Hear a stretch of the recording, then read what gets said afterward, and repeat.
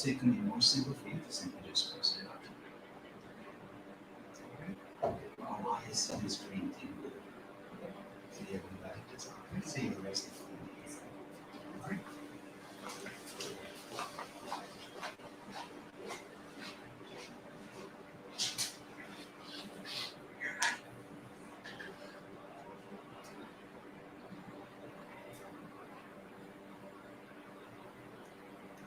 Watching from Barbados, welcome to.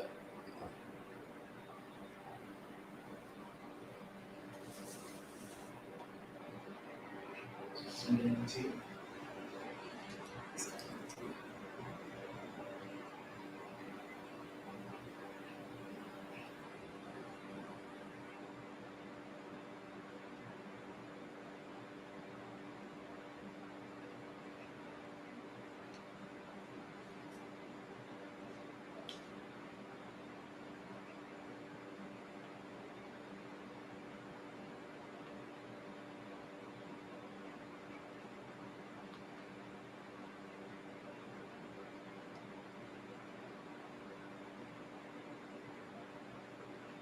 You sent it.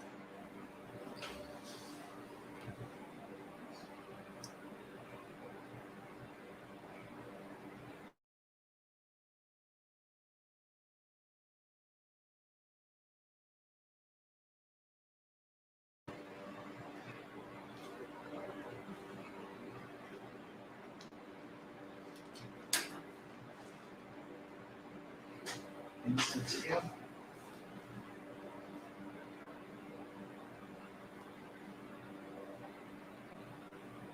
Going to intro.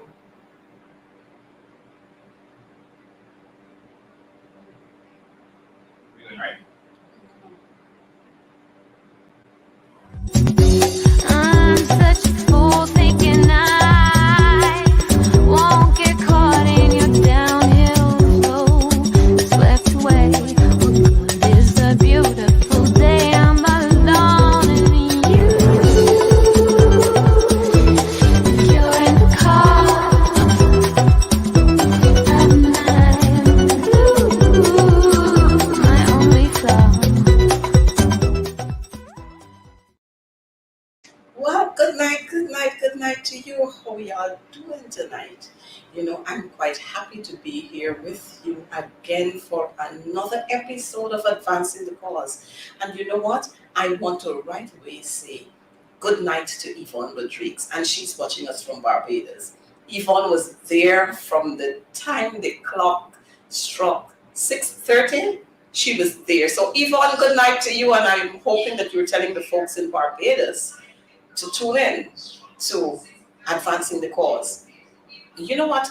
Tonight we're going to have a good time. We're going to try something new tonight. We're going to try a little calling tonight. Hold on, don't rush it.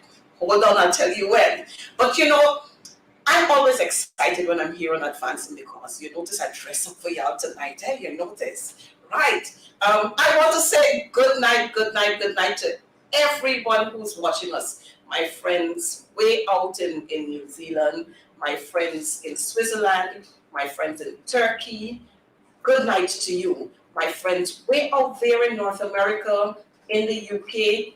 Good night. Well, it's not night. It's almost morning. It's almost morning for some of my friends in Turkey, and we are 5 hours ahead. But my friends in the UK, they're 5 hours ahead of us. My friends in Belize, good night to you too. And right here in the Caribbean, good night to all of those Guyanese and non-Guyanese who are watching us. We thank you every time you tune in to more on Advancing the Cause. And we love it when you're here with us. And to my folks right here in Guyana, good night to you.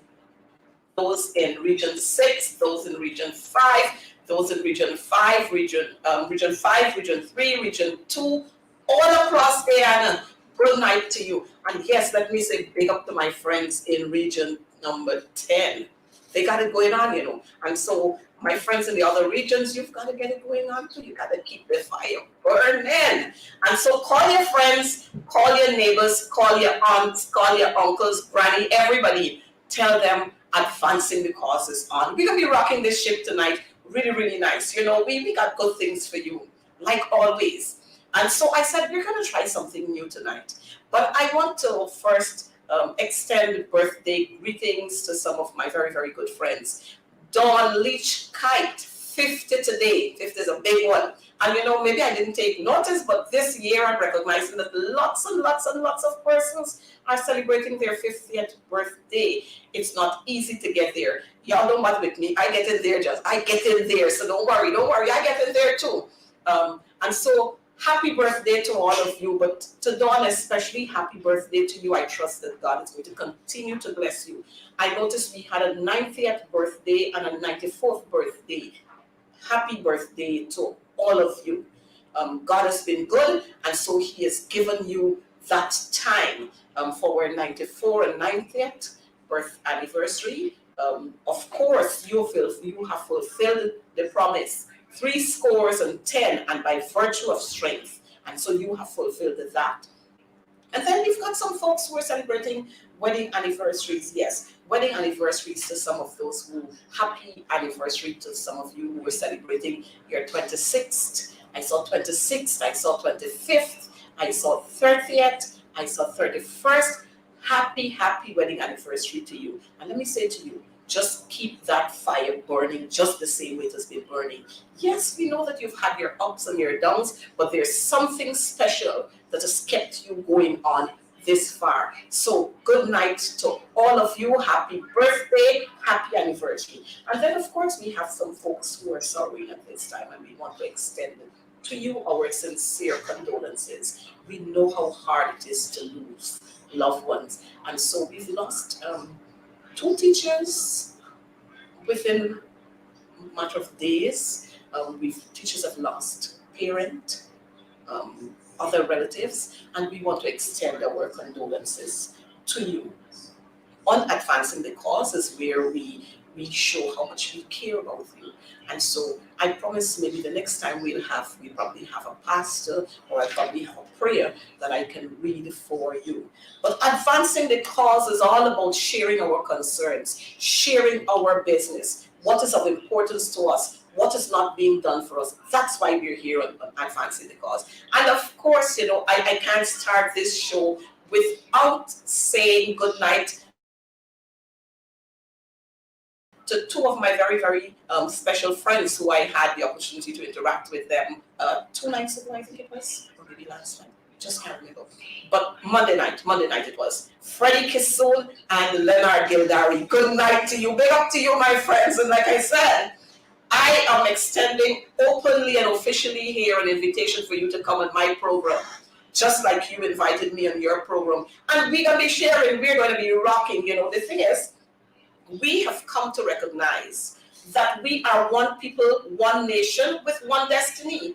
And so while we have our different political persuasions, we understand that we are Guyanese and there are issues, real issues, not issues that are being fabricated or made up issues. People have real issues. And that's what we need to talk about, and that's what we need to fix. So I don't want to hear the president talk about, the opposition making up this and the opposition making up that. I'll show you a little later. These are real issues. If you travel the streets, if you travel Regent Street at nights, you'll see what I'm talking about. We have real issues. And yes, I'm not going to say that these issues popped up just like that, but come on, we got oil now. We got plenty more monies now, so we can fix it. And so to Clifton Stewart, good night to you from way out there in Paris. Look, we've got to have this club that we usually have, and we're going to welcome some of these folks who are here with us. Clifton Stewart, thank you for being here with us. We have Warren Brown, and we have Edwin Thomas, we have Forbes, we have Nesta Melville, Andrea Jackman. Good night to all of you. Thanks for being here on Advancing the Cause. You make me so happy when you're tuned into Advancing the Cause. But we have to move on. We have to move on. But before we move on, Miss Allen, what is it? Miss Allen from Barbados, another young lady from Barbados watching us. Good night to you. Look, we've got to move on because I'm going to get myself into a whole lot of trouble if I just start calling names because somebody's going to tell me, but you didn't call my name.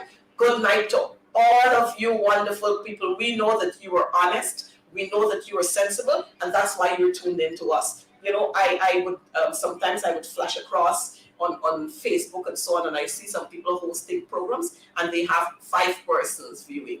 They have 35 persons viewing. One night I saw the Prime Minister having a program, retired Brigadier Mark Phillips, hosting a program, and he had 39, I think, persons watching them. And so when we were counting the amount of ministers they have there, and all those ministers who are married, and we said, you know what? Even some of the ministers not watching the program. And so it is saying to us that, you know, people don't want to hear makeup stories. People really don't want to hear makeup stories. So we have got to be, we want you to be informed, and so we give you the facts. So let me get right into the highlights of tonight.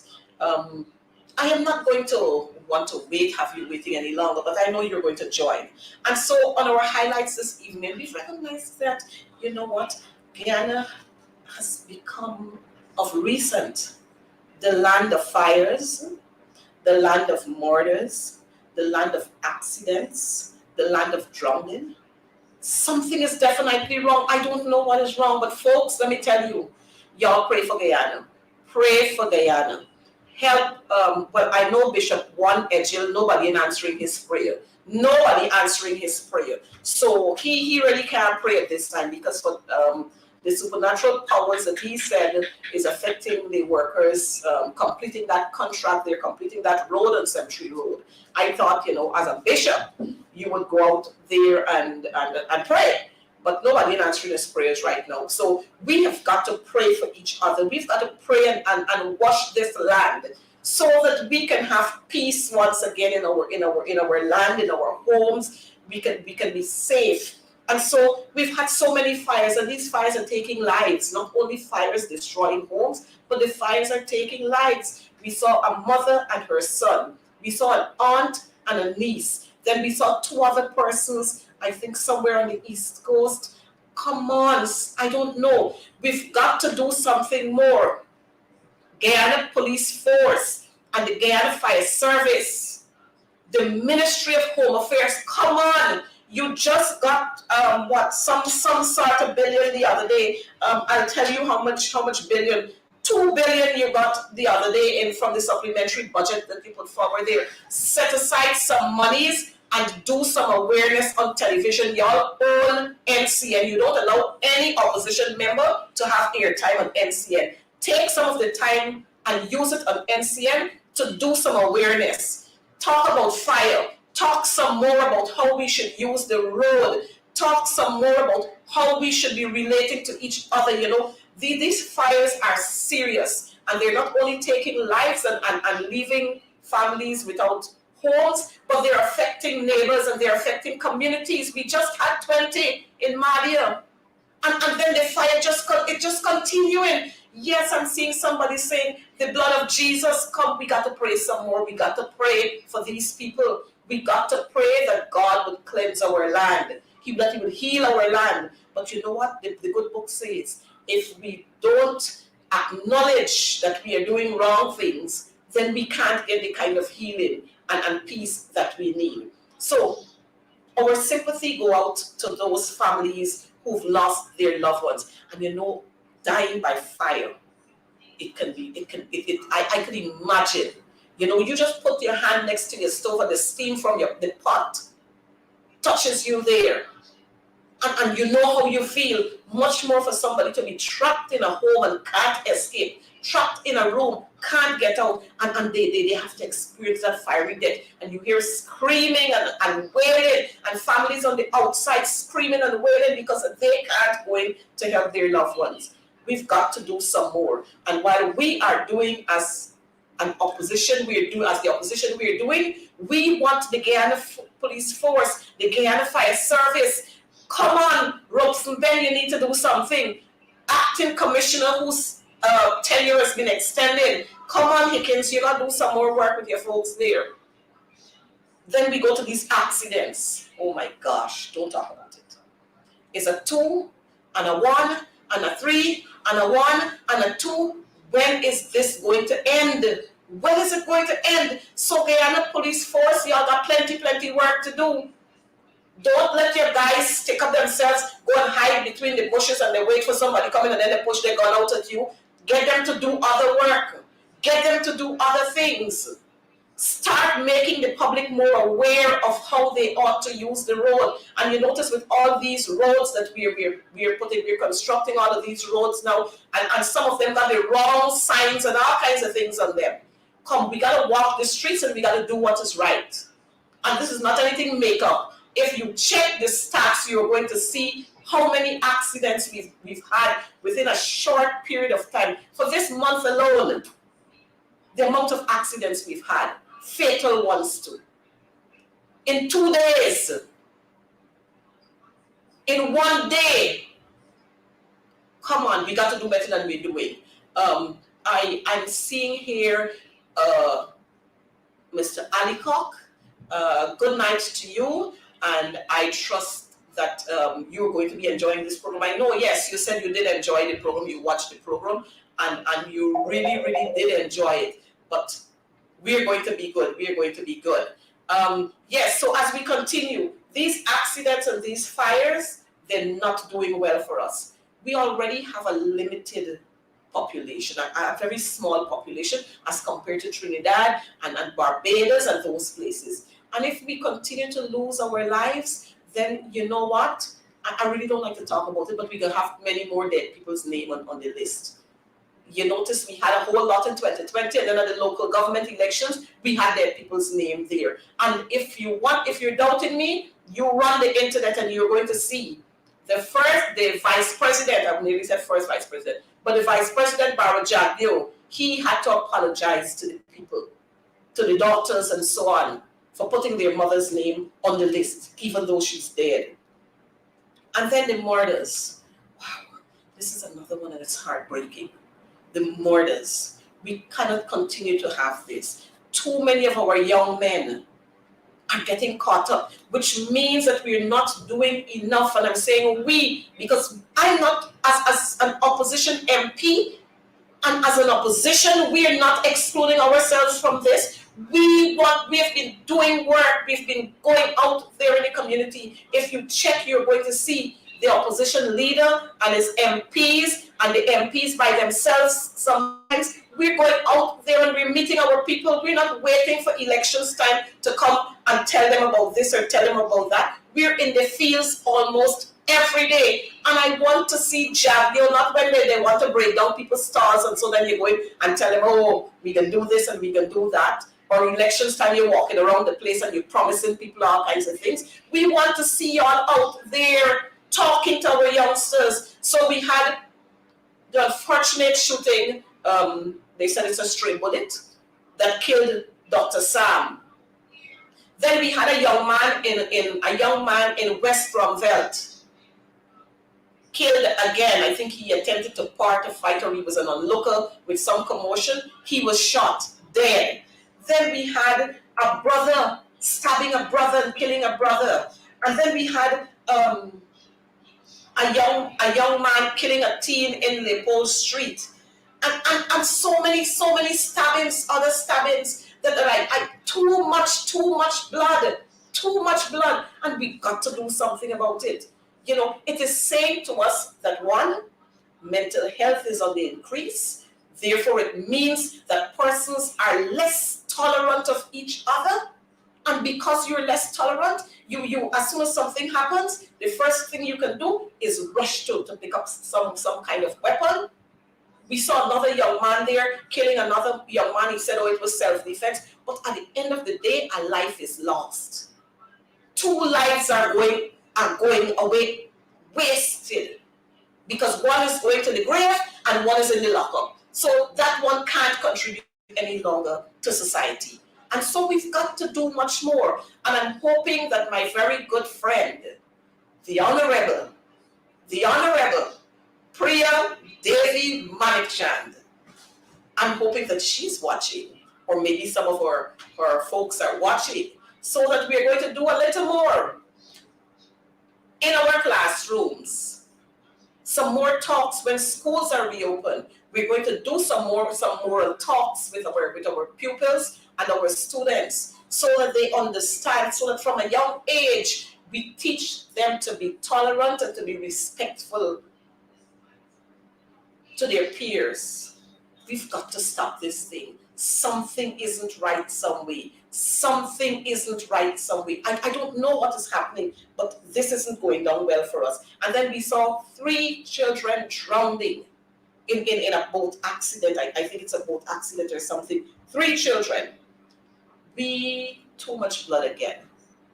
Too many lives are being lost. We can't afford this.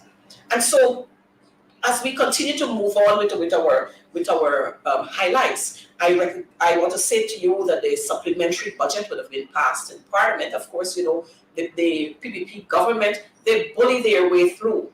As a matter of fact, I should say to you that 31 amendments that were proposed by opposition MP, the Honourable David Patterson, they were all rejected by the Parliament, by the PPP. All of them were rejected. They took none of that into consideration.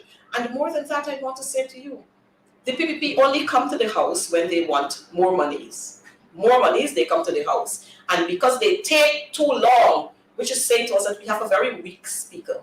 And because we take too long to go to the House, when we go there, we have to sit from 10 o'clock one morning to 9:30 the next morning. Yes. So women are there, and we're sitting from 10 o'clock one morning, Wednesday morning, to 9:30 the next morning without any consideration. And that's how they view women, you know. That's the kind of respect they have for women. And so, yes, my friend, Mr. Glasgow, we're happy to have you. And thanks for being here with us. So we've got to do something about it. And I'm hoping that you, our viewers, our citizens right here in Guyana, that you are going to be making the demands for regular sittings of Parliament, because there is always things for us to talk about.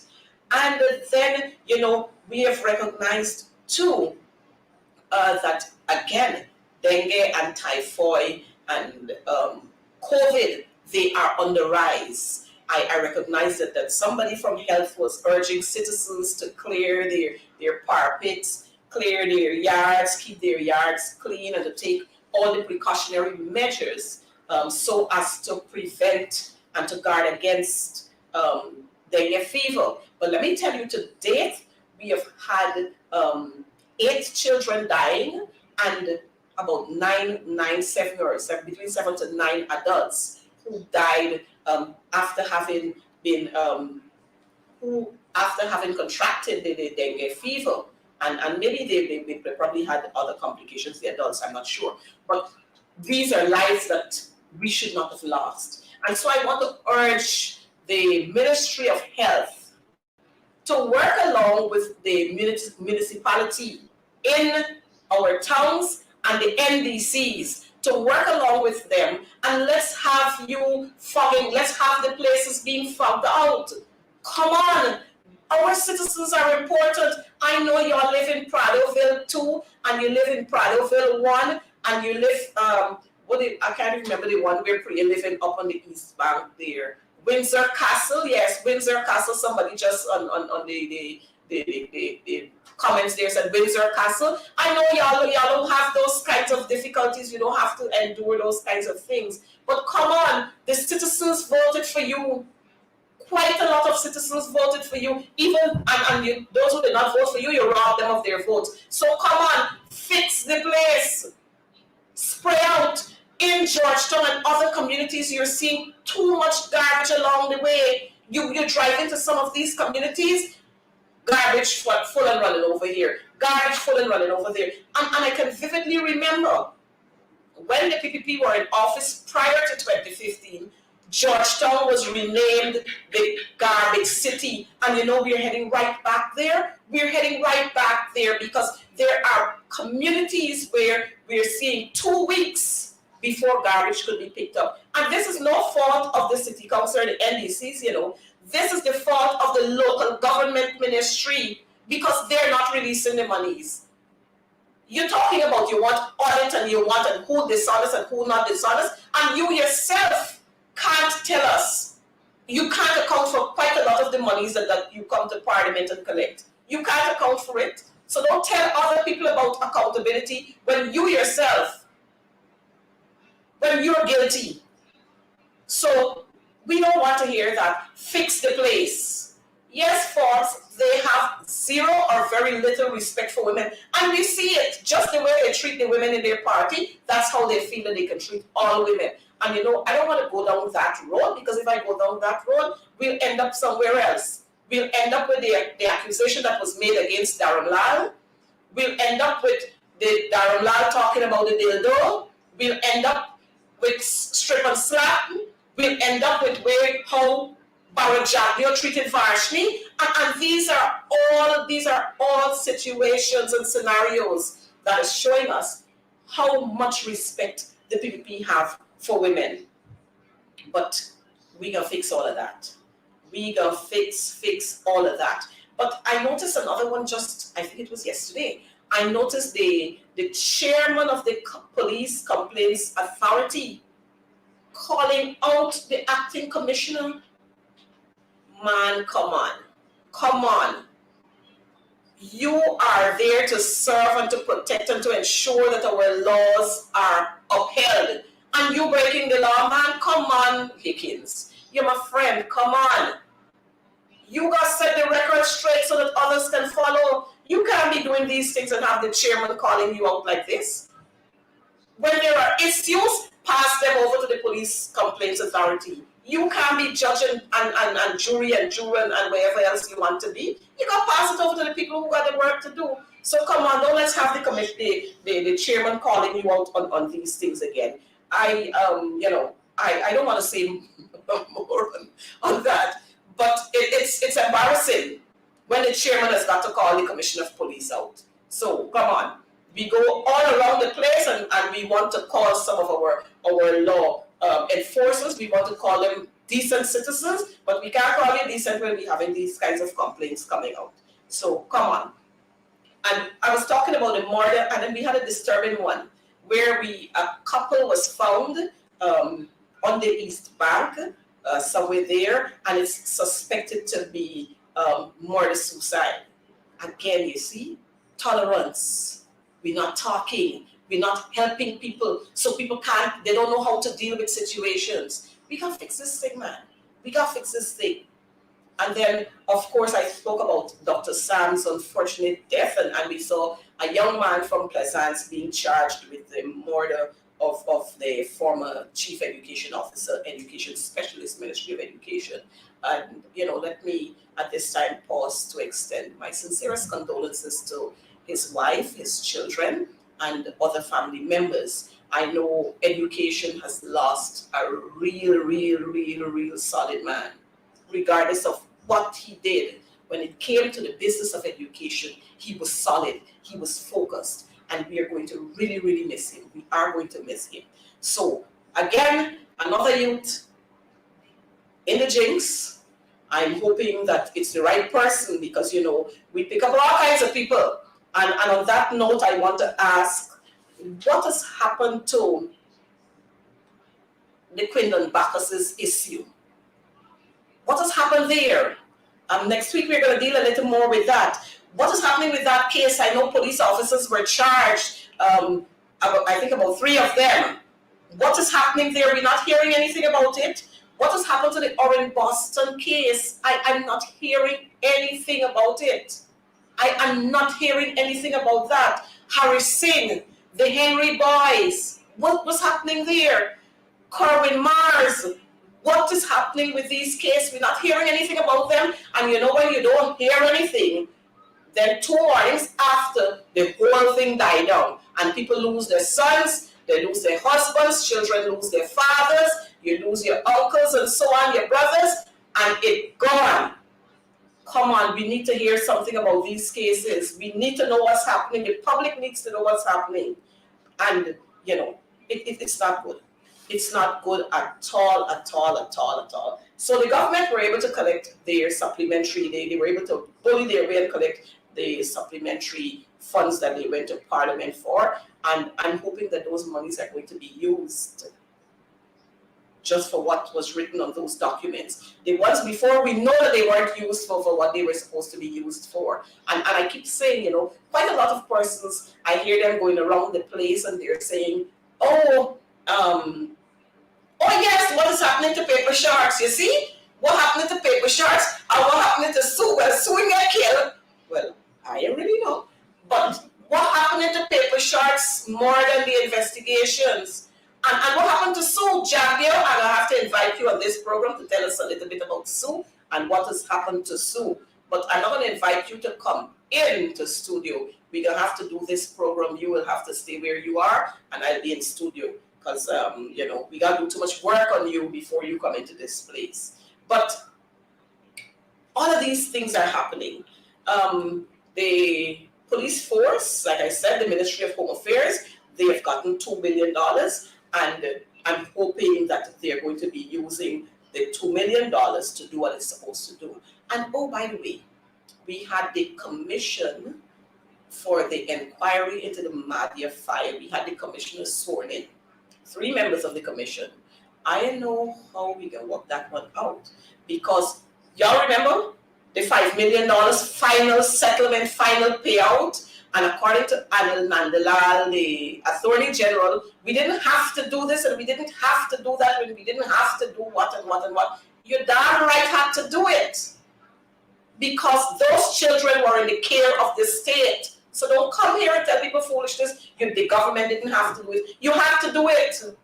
If y'all had proper systems in place, the young lady that y'all are alleging light the fire, or the young lady who you are alleging to have lit the fire, she would not have done that if y'all had proper systems in place.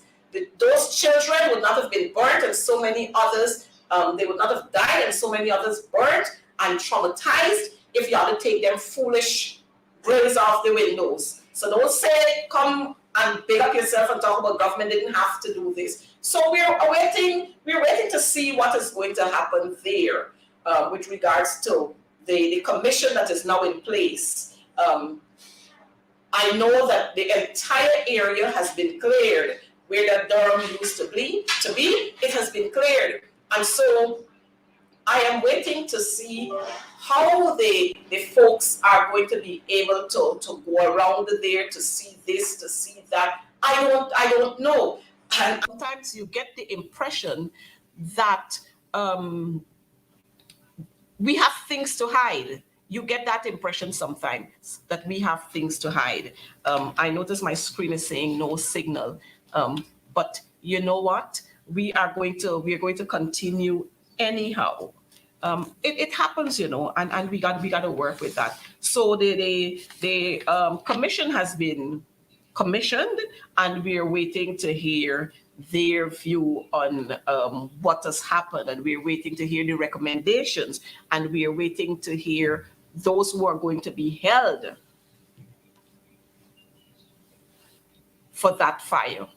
And so I think I've reached the point now where we can do this call-in thing. But here what we can do, I'm going to put some images on screen, and then we'll take your calls. You're going to comment on those images. Mind you, I don't care which party you are aligned to.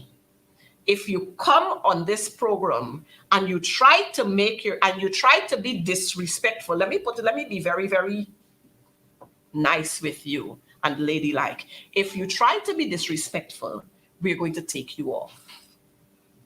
If you want clarification, or you want to make a comment, or you want to make a suggestion, or you just want to call in to say good night, but not too many good nights for tonight, we'll entertain you. But if you're going to call in to talk craziness, then I'll have to call out your number so that I can have other people call you and answer the query or the concern that you're having. Are we clear on that? Once we're clear on that, then we can go. But we'll take a quick break, and then we'll come. When we return, we're going to have the images there, and we're going to take our calls.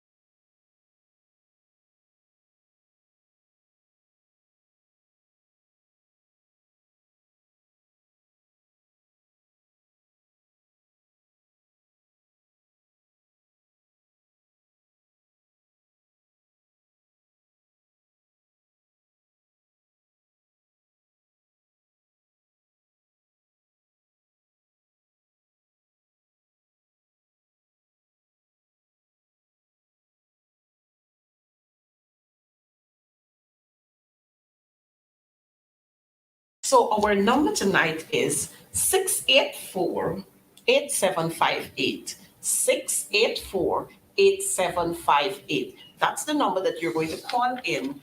Make your comments, make your suggestions, say how you feel about what is happening. So we'll go with the first one. Remember, we want you to be very kind when you call in. Be very respectful.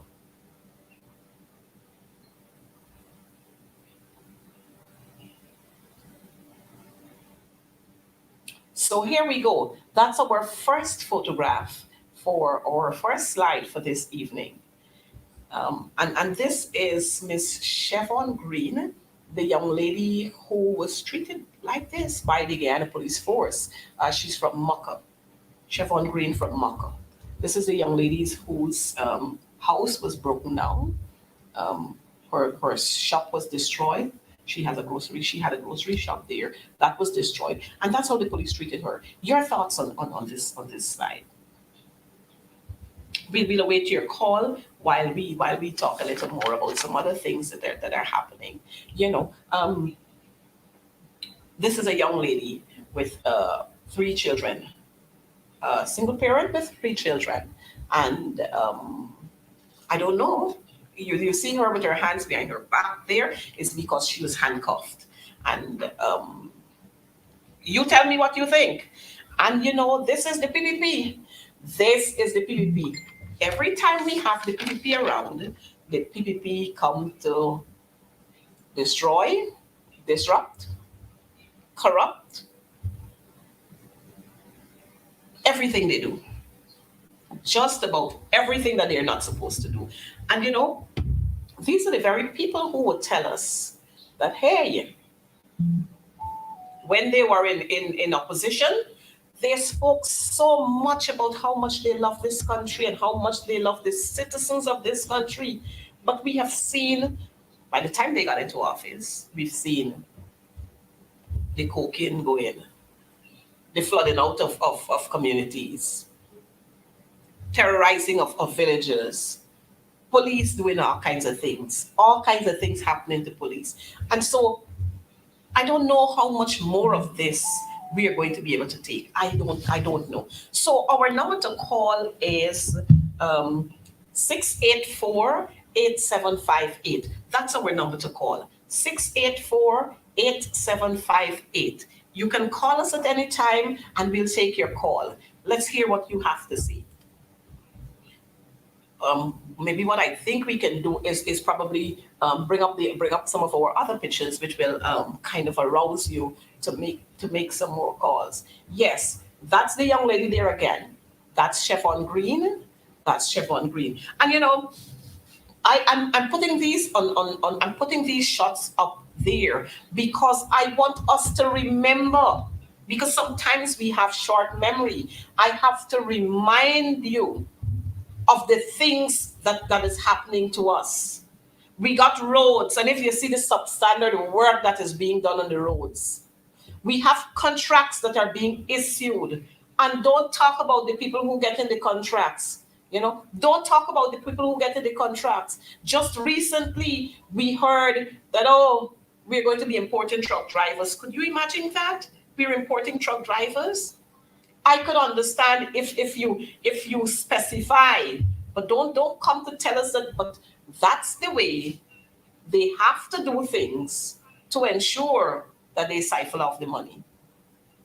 That's the way they have to do things. And you hear people talk about these huge buildings and they're seeing so much transformation in Guyana. And look at what is happening in Georgetown.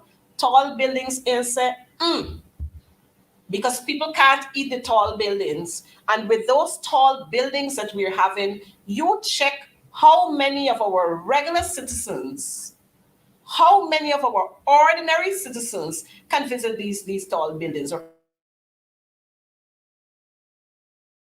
Now we have to look at corruption. The gateway for corruption is infrastructure. As long as you continue to do roads and put up buildings and so on there, that's the gateway, that's the vehicle for corruption. So that's how they try to do it. You notice a certain ministry, they're building up, they're putting up all kind of, well, Ministry of Education, you notice we're building schools all over the place. And we're not doing any kind of feasibility study to determine how many pupils or how many students will be going to these schools, but we turn in sod and we multi-million, hundreds of millions of dollars. Mind you, we are not opposed to schools in areas where they don't have schools. But come on, are you going to spend 100 or 200 million dollars to put up a school and you have 25 children in that school and 4 teachers or 3 teachers, or you have a school where you're having multi-grade teaching and you got 5 or 6 teachers? Come on, we got to do better than that. If we're going to do stuff for our citizens, it must be done properly. That's what we want. It must be done properly. We've got so many schools around this place. Let's upgrade them. But while we're on schools, I just heard that there will be no more Durham facility for Madia. The students are going to be transferred to President's College. So those students who are living in all of the outlying areas, they're now going to be transferred to President's College. And they're going to be, I don't know if they're going to be, if they're, now that they're transferring them to President's College, they still have to live in Durham facility, unless you're going to be renting houses in Success, like you've been doing, like some of you have been doing for those young ladies who y'all folks impregnate, and you transfer them to President's College and you're renting homes for them. You got them living in Success and some of those areas. But when you transfer those students to President's College from Chinnapow and all of those areas, they have to still live in Durham facility. I hope you're fixing President's College Durhams. I hope that you're fixing it and it's going to be fixed properly, because now that you're going to have more intake, then you got to ensure that you have proper beds there, proper mattresses, proper lighting facilities, that the bathrooms are fixed. So you're not just bringing the people's children and dumping them there. Ensure that President's College is A1, because you can't bring these children there after they've been traumatized in one Durham, and you're bringing them to have more trauma being added to them. So I hope y'all fixing it. Hope you're gonna fix it, Auntie Priya. Hope y'all gonna get it right. Yes, so I am not sure what is happening with our phone line here. I don't know what is happening with our phone line, but we'd be happy to have your call. I think somebody called, I don't know, somebody called 9 minutes ago who's the ending of the 2 last digits was 77. I don't know. But make your calls. Maybe because we did not have the phone, but I just saw we had 1 missed call about 9 minutes ago. But call us. I'm ready to take your call. Like I said, we're trying something new this evening. I know it's going to be somewhat difficult for our folks who are watching us from Paris and Barbados and all those areas. But let me tell you, we are going to fix this right. We've just decided to try it out now. But come not next week, the following week, we are going to have WhatsApp for you so that you can call in on WhatsApp. But if you can't make the call from right here, then you can probably send your messages in the comment section, and we'll probably take your comments there. And I'm seeing my very good friend Mr. Paul Coretta, one of our best in terms of music. And you know what? This government, they've decided they're not going to use him, But my friend Paul is making headways far miles away from here. And other persons have recognized him, Other universities have recognized him. And so he's doing what he loves best. He's doing music there. Paul, good night to you, and thanks for being right here. I know one of these nights we're going to pull you on this program so you can tell us about, your experience. Tell us about your field of study and how much you love. I know that how much you love your country, Guyana, but you had to go. You had to go to greener pastures. Yes, we're waiting to hear you call. Maybe we'll have to turn the phone up a little bit. I don't know. We probably have to turn the phone up a little bit so that we can get your calls. But feel free to call us, call us. Um, I am not sure. This one is not WhatsApp. But you can call now 684-8758. You can call us. And we're going to be happy to take your call. But while we're going through, we're going to run these slides. We're going to run the slides by you so that you can see the slides and you'll be able to call and speak on, and you'll tell us which one you want to speak on. So, my dear, let's run the slides. Um, let's run the slides. You know, I believe in giving commendation where it's due, and so as long as we have our friends here and loyal Guyanese who really want to return to this country to give back what was given to them, and they're being prevented from doing that, we have to let them know how much we appreciate what they've been doing. So, Paul, glad to have you again. Again, 684-875 51, I can't remember. But we're happy to have you. 58, that's our number. Operator, maybe you can run the slides for us so that we can see what is happening with the other pictures that we have here. While we're talking about this one, I noticed someone in the comment section is asking, what has happened to the 50,000 jobs? What has happened to the 50,000 jobs that the government promised when they were in opposition? Again, promises, promises, promises. That's what they do all the time.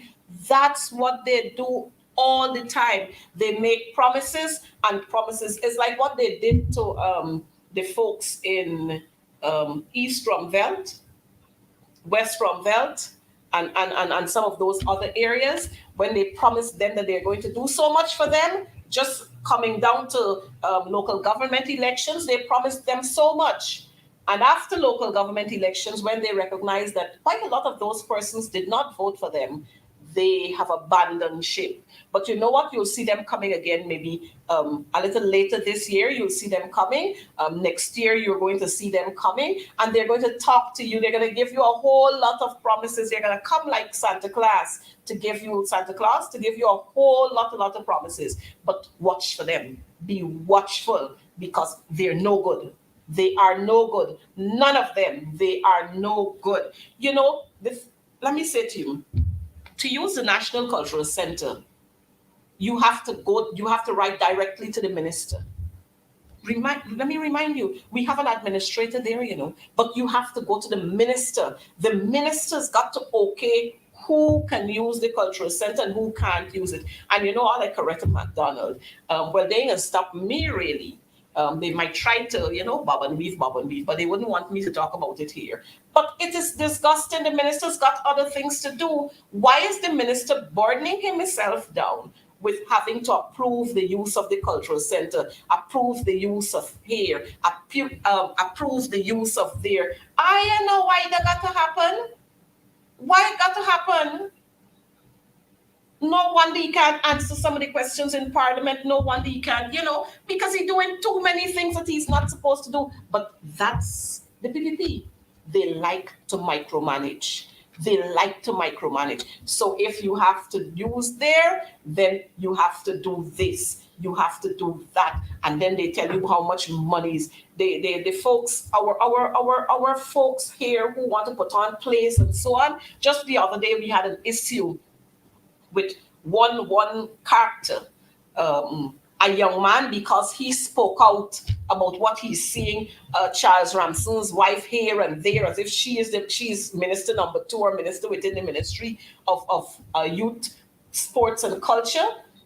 The director was told that this young man cannot be a part of his play. They're not going to approve the use of they're not going to give funding. They're not going to approve they can't use the play. A whole rigmarole story, because they feel that you shouldn't talk about them. You shouldn't say when they're doing wrong. But come on, when they were in opposition, they did a lot of talking.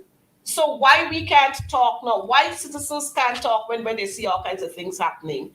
I remember when they were having the I can't remember the thing.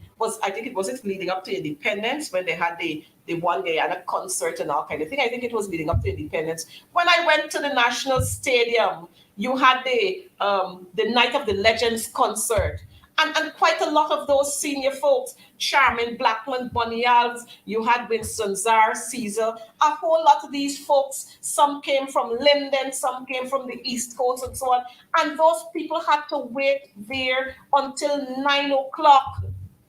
They were told to come for a rehearsal that started at 5 o'clock. They had to wait there until 9 o'clock. And that's because, what's his name? Ramsell's wife was doing her rehearsal there with the students, and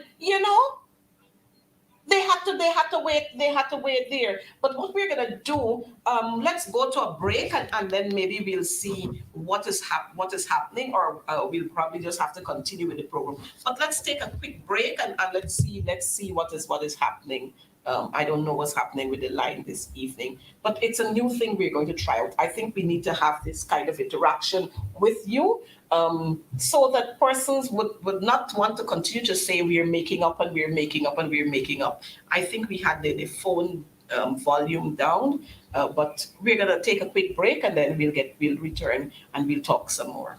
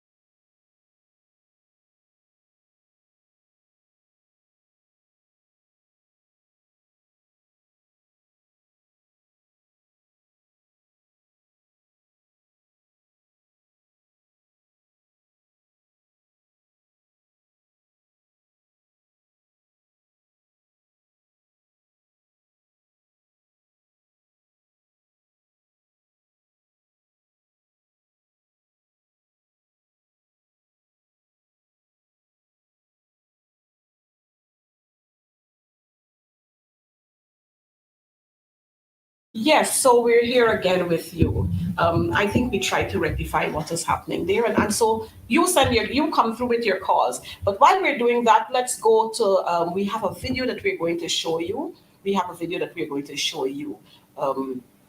It's disgusting.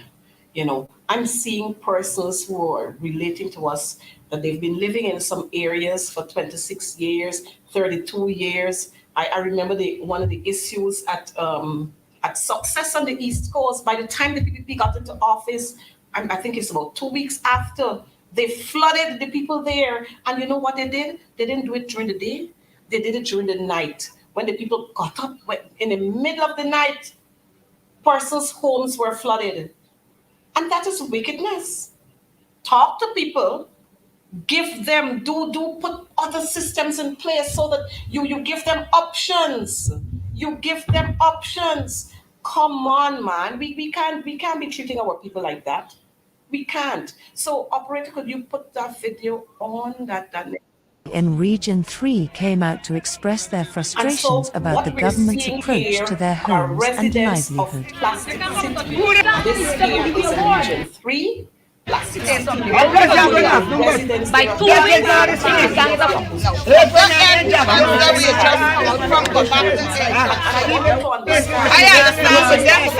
Black man, right? No, don't be coming with we only for this month. I'm going down to the end where they start this Anytime I down here, you got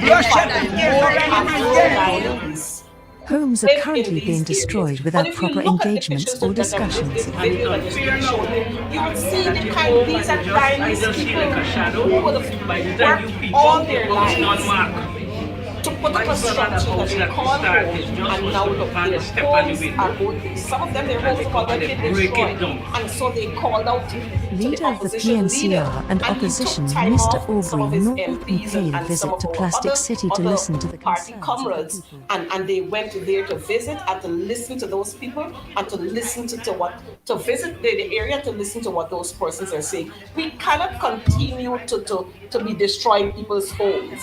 If you're going to remove persons from where they are, then you have to ensure that you've got somewhere else to put them. You can't just break down people's home like that. Who building it again for them when you break it down? Come on. PPP, you got to do better than that. You can't tell people that you love them and you're destroying where they call home. Where you expect them to go and sleep when the night comes? Huh? Where you expect them to go and sleep when the night comes? When you break down their homes. It is not right. If you were saying that they are on land that is government owned, then find somewhere for them to go. And you know what? You're not just coming to tell them, well, we want you to move from here because and we're putting you over there. You have to consult with the people, and that's one of the characteristics that is lacking in the PPP. They don't know how to talk. I figure no wonder we're having all these fights and these stabbings and all these murders and shooting and so on, because they get that from residents are demanding answers the after PPP. Witnessing similar The government people get that from them. They don't know how to talk to people. Look, all these homes are homes of citizens, poor citizens, citizens who can hardly make it out, and you're destroying their homes. Come on. Viewers, let me hear from you. Come on, we cannot continue to do that. So the number again to call is 684-8758. 684-8758. But we'll continue. Let's have the next slide there so we can continue. Well, Folks, this is we the are famous live. We're one. back live I again. have to recap here what transpired in Mocha. This is what transpired in Mocha. Yes, again, I have to review this because you must remember these things. This is what the PPP did to poor citizens, ordinary citizens. A young woman having a shop there, a grocery store, trying to make a living, trying to sell things at a reasonable cost for the villagers there. And this is what the PPP would have done to them. You notice what they did there? And that young lady's home, the PPP had their persons to come and do the valuation there. It was valued at 13 point something million dollars. That is what it was valued at. And you know what the PPP said? They're offering her some $14 million they're offering her. Now, they're breaking her down, you know, and they're going to offer her $14 million to go and rebuild. Now, if you look there, you're going to see, and the young lady said she's not taking that. That she can't take that. Now, if you notice there, you'll see the young woman had a whole lot of stocks from Banks, DIH, and Ansi McCall, and so on. You know what that operator did? He destroyed every single one of those cases. Every single one of those cases he destroyed with that machine. What he couldn't break up, he dug a hole and he buried them dragged them and buried them in a hole. This heartlessness, more than this, in there. Viewers, I hope that you are seeing. And yes, I have to remind you. And so you had the villagers there, helpless on the other side of the road because they didn't, you know what else they did? They broke all the bridges. So you couldn't run over there. They broke all the bridges and they broke them halfway. So you could run from the street where they were standing there halfway to the bridge. You couldn't get further than that because they broke those bridges. And what can we say to this? What can we say to this? Huh? Could Priya say to these people that she loved them? Huh? Could Ashni Singh tell these people that he loved them? Jagdeo could walk there and tell those people that he loved them?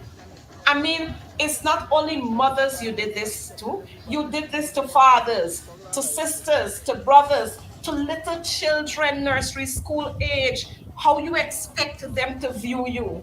Do you expect them to want to reach out to you? No, they wouldn't, because they will always remember that you broke their homes down. You broke their homes down. I recognize that there was another call coming in there, but I'm not sure. But come on, we've got to come on. We've got to take these calls. We want to hear from you. But as we continue to wait on your call, we're going to go ahead with the program.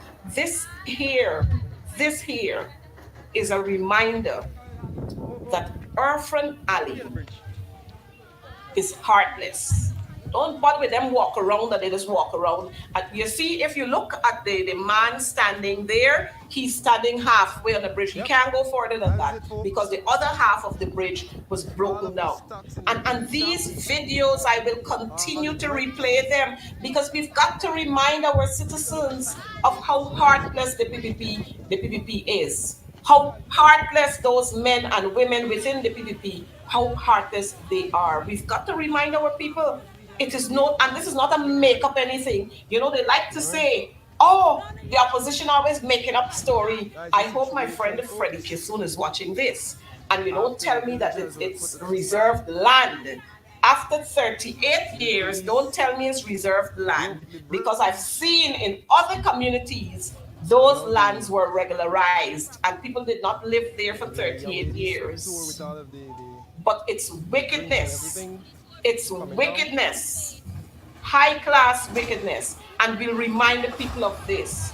We have to remind you, see what's happening there? And so while Chevon's home was being broken down, Chevon was there handcuffed in the mud because Chevon wanted to defend what she worked hard for.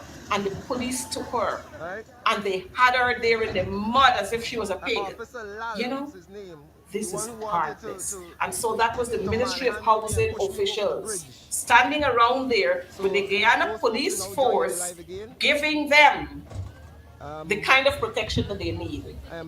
We're having no signal again. Giving them the kind of protection that they need and allowing them to break people's homes down. This cannot be defined as nothing else but wickedness.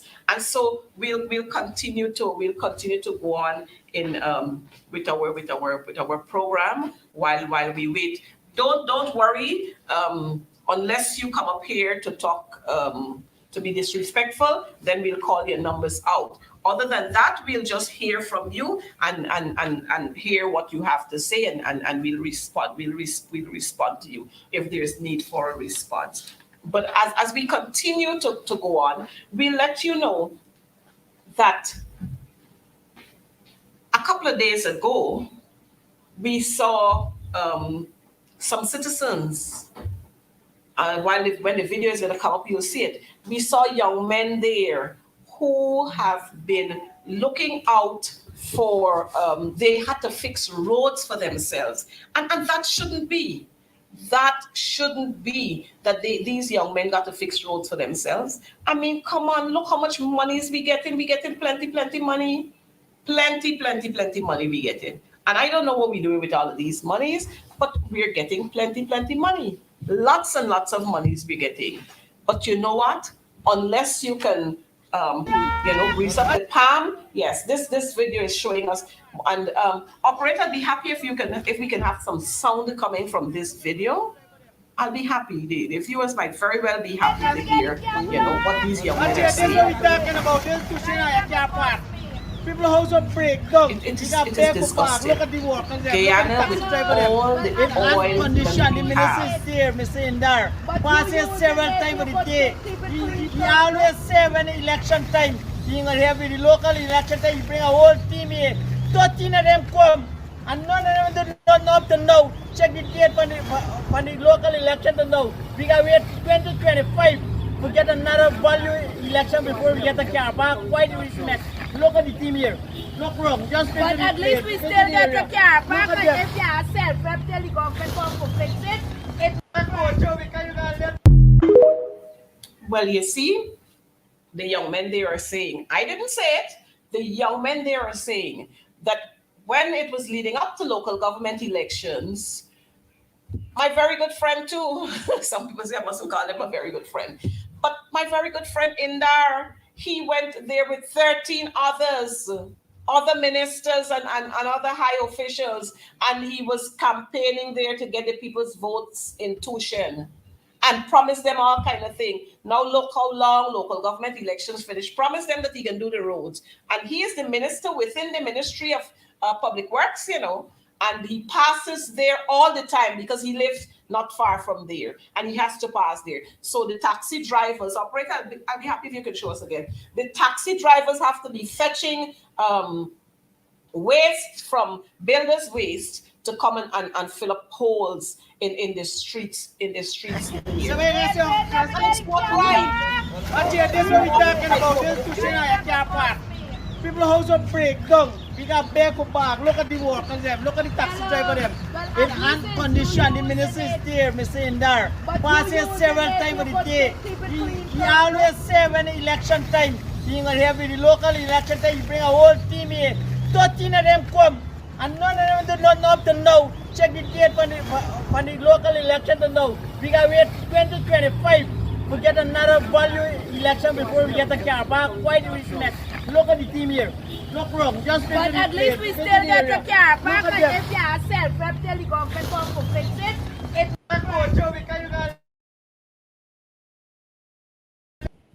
That's the kind of mentality. Oh, you have a car park. But it is the government's obligation. It is the government's obligation to build car parks. That's their obligation. It is also their obligation to fix the roads. It's plenty monies they get in. Plenty monies they get in. So and that's the mentality of some people. Oh, the government gave you a car park. So if the street's bad, it's okay for you to have to fetch stuff from somewhere to come and fill up holes. That's not the job of the regular citizens. Why you think you're paying rates and taxes? You're paying all kind of taxes. Huh? And it's more robbery than anything when you see all these monies passing in Parliament. And you know, why you think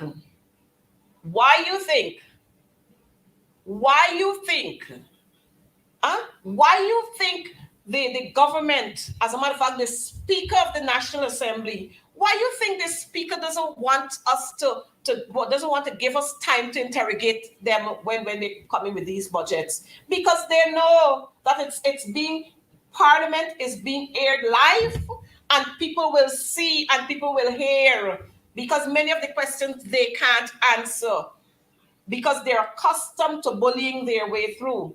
So many of the questions they can't answer, he doesn't want them to be interrogated. He doesn't want us to question them. You notice when the Honorable Vola Lawrence was questioning them, how they behaved. You notice when they were being questioned by Honorable Coretta Finance, how they behave. You notice when the Honorable German Fagir and so on, and Ganesh Paul, they were asking them questions. You recognize the answers they were getting from them. You recognize the answers we got from he and Honorable at all, so I'm going to call you Honorable. Anand Prasad, very arrogant guy. Dharam Lal's reincarnate. No, he couldn't answer those questions, and he was very abusive. But you know, viewers, I'm hoping that you are seeing what is happening there, and you're taking note. These people are all about themselves. And I'm seeing one of our callers, one of our viewers saying that under the coalition, President Granger had 4 vice presidents. But with this one, the current president has 1 vice president, and he seems to be in charge of everything. And everybody know this. Everybody know that story, man. That our friend, I just sorry for you sometimes. I just really sorry for you sometimes. I'm really sorry for you sometimes. But it's disgusting. Very disgusting. Very disgusting. We saw just recently, before we go to the other video, we saw just recently what they're attempting to do again in Melanie, when they try to rename the place and to reassign lots of all kinds. These people come up with all kinds of craziness. And you know, the guy has got the order from the High Court there. Judge Gregory Barnes was the judge who presided over that matter. And she gave an order that the place belonged to the co-op. You know what? They stole a whole lot of house lots. I think the people got 55 or something more house lots remaining, and they want to come and take those over. I don't know why these people just grabbing and grabbing and grabbing, and where they're carrying it, they can't carry it anywhere when you see that time come. But they just mean to grab and to grab. And let me say this, let me be straight in saying this. If you look at many of the areas that they're grabbing lands, they're areas where Afro-Guyanese black people live. And we've got to stop this. Guyana is about 6 races, and every single race must have its share. Every single race must have its share. And so, we have got to be able to continue to highlight every single one of these in the incompetence of the PPP government. We don't want to hear about your building roads and you're constructing roads and you're constructing buildings and you're doing all. We don't want to hear that, because the poor man can't eat roads and they can't eat buildings.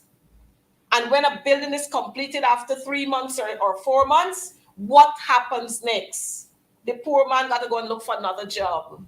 We got the Amici restaurant there, hotel and restaurant. How many ordinary citizens could go there? So don't tell us about these hotels and all these hotels that are coming here, these hotels with chain links that are coming here. Our ordinary people can't afford to go there. So don't tell us about it.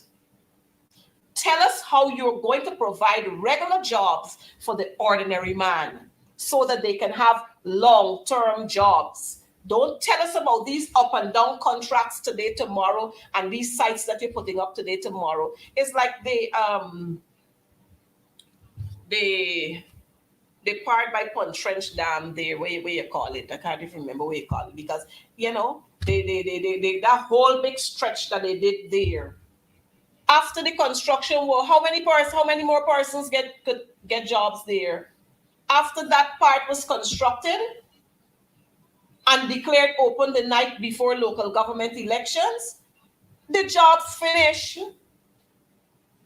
More than that, after local government elections were completed and the votes were counted and the results were announced, almost all the jobs for cleaning trenches and drains and so on, the folks in East Rumvelt and West Rumvelt and Laying Avenue and so on, they were told when they returned 2 days after that the work finished. Contract done. You know why? Because the people did not vote for them. The people did not vote for them, so they decided that they were going to spite the people. They're very vindictive, very, very vindictive, and I can tell you about it. I can also ask my friend to tell you about it. You see why they don't like Auntie Melly Mel? They don't like her. You notice how they always got somebody to tell her something, because she talked these stories straight too, and she knows a lot. And they think they can trap her here and they can trap her there. But I'm thankful that we have some women in this country who have decided that we will speak for those who can't speak for themselves. Whether we're here or we're overseas, we will speak for them. Something is definitely wrong with the PPP. Something is definitely wrong. And they always like to throw their thing on somebody else, where they would say, oh, the AP and you like to play the race card. We always like to play the race. This is not playing any race card. This is not playing any race card. And I promise you that every week I'm going to have more and more videos to show you with some of what has transpired since the PPP took office. I will show you some of what transpired when the coalition was in office and how they were dealt with, and what has transpired when the PPP are in office and how they've dealt with it. Operator, could we go to the next video? The next video there, maybe we can have some sound too.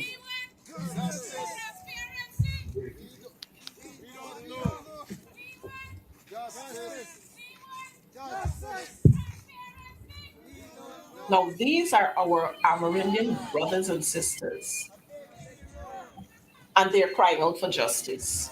This is in Region 1. This is in Region 1, and they're crying out for justice, and they're saying that the funds that were supposed to come to them, the carbon funds that were supposed to come to them, It's a whole lot of skullduggery going on. And the monies are not going where they ought to go. And so the people are saying, we don't want you to come to us with foolishness. We know that those monies have been passed and we're supposed to get the monies. So let us have the monies. Let us have the monies. But these people just feel that they can do all sorts of things.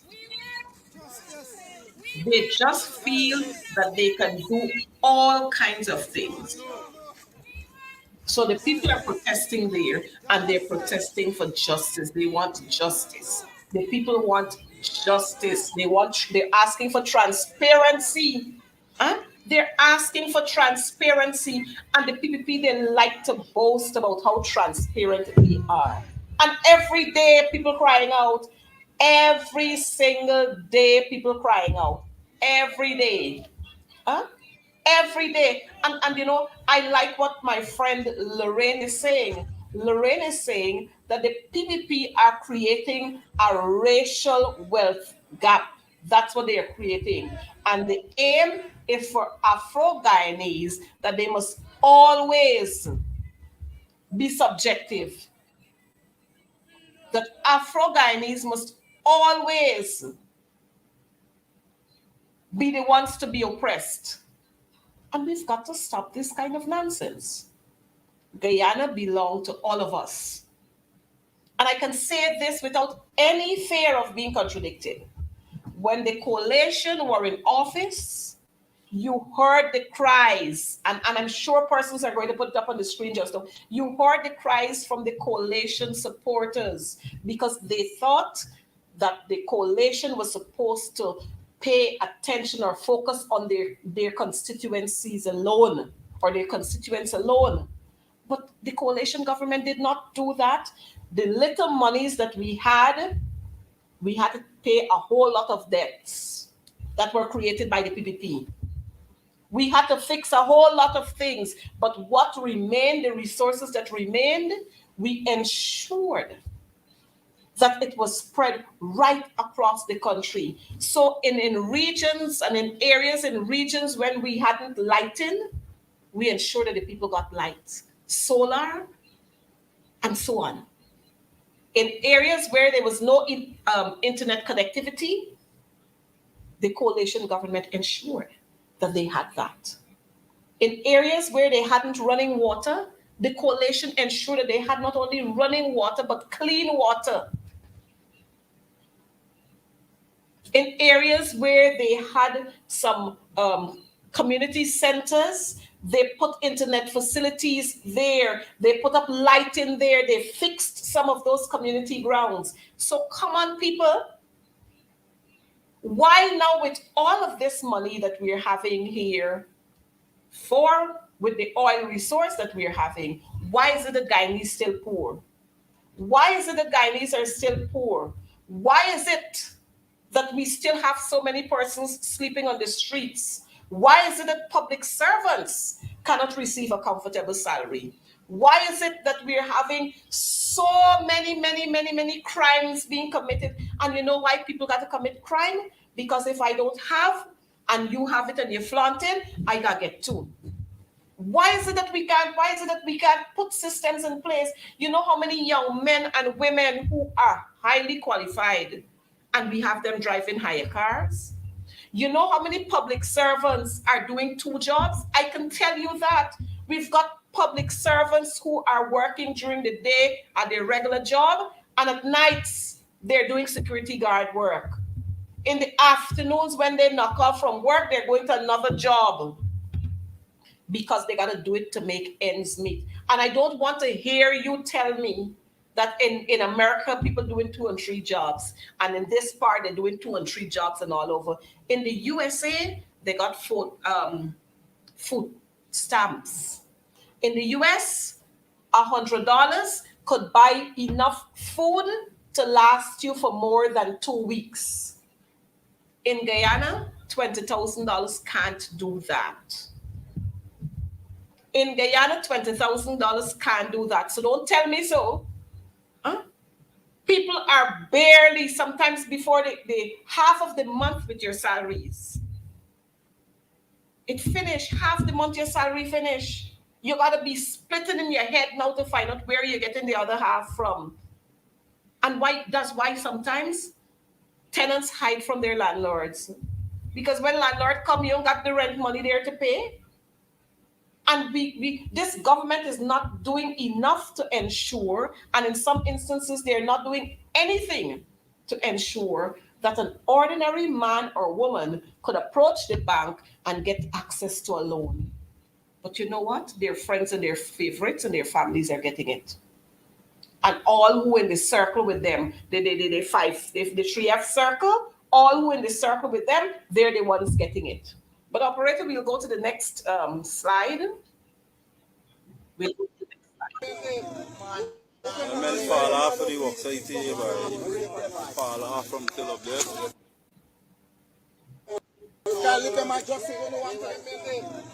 Men fall off of the work site here, fall off from till up there. Yes, so we saw, I see that we have a visitor here with us, Vixie Knott. Vixie Knott, we're happy to have you. You have to be here with us. We love you, even though you don't like when we speak the truth, but we will continue to speak the truth.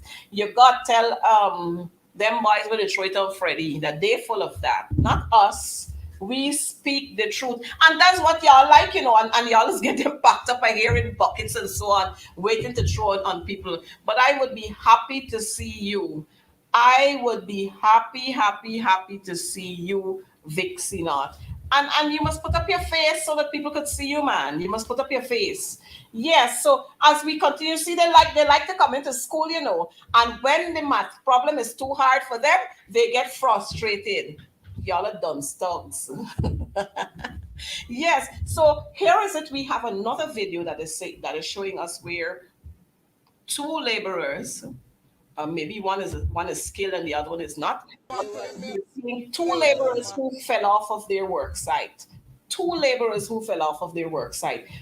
Look at them. They ain't got on no safety, nothing, no safety, nothing. And I don't know what is the function, why we got a man there by the name of Joseph Hamilton heading the Ministry of Labor. I don't know, because every 2 or 3 days, we got workers falling off from work sites. You don't see them with helmet. You don't see them with any sling hooking them up when they climb, when they're on these heights. Nothing. And so poor and ordinary people continue to suffer. So here is it, 2 young men. We're not even sure what their injuries are. But 2 young men are going to be laid up for a while. And you know what? Their families will suffer, because I'm sure they are breadwinners of homes. Their families are going to suffer. Come on, people. How much more we got to talk about? How many more times we have to tell you these things? Where are the labor officers? Why aren't we employing? If we don't have, why aren't we putting vacancy notices out there to employ them? But you know what? We got too many square pegs in round holes. Too many. So they can't function. They just can't function. No wonder our citizens are continuing to suffer. Now, if, I've seen it happen before, where young men got injured on the job, and what happened? They have been laid up. They've been paralyzed for life. No money's coming in. Wife got to go hunting all over the place to make $1 to ensure that they can eat. Families have to start supporting them with a little thing here and a little thing there. And you know what? I think this is what the PDP government is all about. They like to know that they can give out handouts. We have now become a handout country. So they like to know that they're passing and giving out handouts. Handouts here and handouts there to make them look good. Now, let me tell you, when the coalition government was in office, there were endless things that were done by the coalition. But you know what? President Granger then, he didn't see it fit to post everything that they do on Facebook or broadcast everything that they did. And that is one of the reasons why quite a lot of persons are saying, oh, the coalition didn't do this, the coalition. But he saw that as being his responsibility as government to ensure that people have lights, they got water, they got proper health care system. You forget when we came into government just before May 2015, you forget we had pregnant women sleeping two on a bed in the Georgetown Hospital. You forget how many maternal deaths we used to have. When the PPP returned, we had that same thing happening. Quite a lot of maternal deaths started again. And so these people are just incompetent. They just don't know how to run a country. They just don't know how to treat people well. They just don't know how to ensure that persons are safe. You know, I can tell you, teachers fall through floorings at school and injure themselves.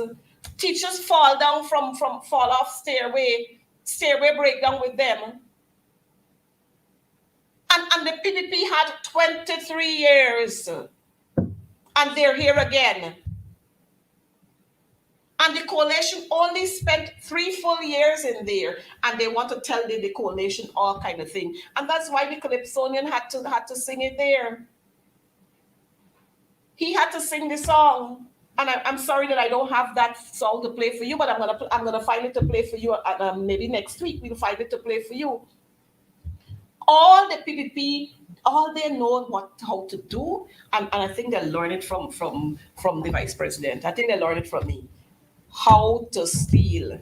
Steal some now, steal some there, steal some there. All of them. That's what they know to do.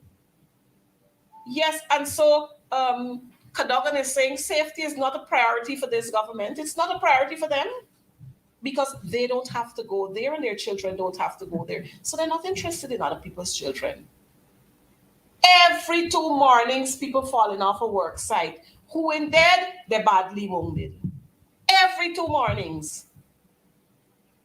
I remember when the coalition was in government, we used to have Minister, and I'll keep saying this, Minister Brooms used to walk around she used to go into business places to see the kind of conditions that workers have to work under. She used to go in there and she used to tell them you got a certain amount of time to fix it right. Toilets, the eating area, the timing that they have for lunch, the working hours. Come on. We got to go back to those days. We must fix it right. And you know what is distasteful? Is that this same Minister of Labor who don't know how to labor, he always go on platforms to talk about the labor laws and the ILO conventions that we've signed on to, and they don't uphold one of them. Not one. Not one.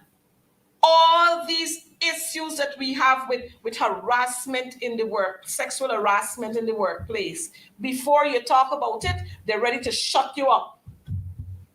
They're ready to shut you up. And I'm seeing my friend Forbes there saying they know well, but they are, I think he probably wanted to say something else. They are vindictive and selfish, fortifying themselves regardless of who or what suffers. And that's so true. That is so very true. And thank you, Paul. I guess you can't call in, but we'll have the call-in segment on WhatsApp so that you can call in. Yes, the PPP are all about themselves. All about themselves. I don't know what is happening there. But Ingrid Pollard, good night to you. Good night to Jackie. Good night to Outfront Parts. We are in crisis here. And viewers, I'm hoping that you are going to tell somebody else and tell somebody else and tell somebody else what they are doing, so that together we can come and root these people out of here. We've got to root them out. We can't, you understand the amount of debts that these people are putting us in? That our children, grandchildren, great-grandchildren, great-great-grandchildren would not be able to repay with all the oil monies that we are having.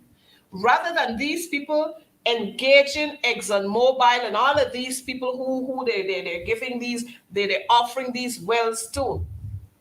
Rather than them engaging those people, they're robbing the poor citizens. They're not engaging those folks, they're robbing us, the poor citizens. And we've got to be able to change that. We've got to be able to change that. And we can only change these or change the situation we're in if we all get registered. We must go out there and get registered. And when we get registered, we go to the polls when they announce the date and we vote them out. But mind you, you have to start looking at those lists. When those lists are posted, start looking at those lists.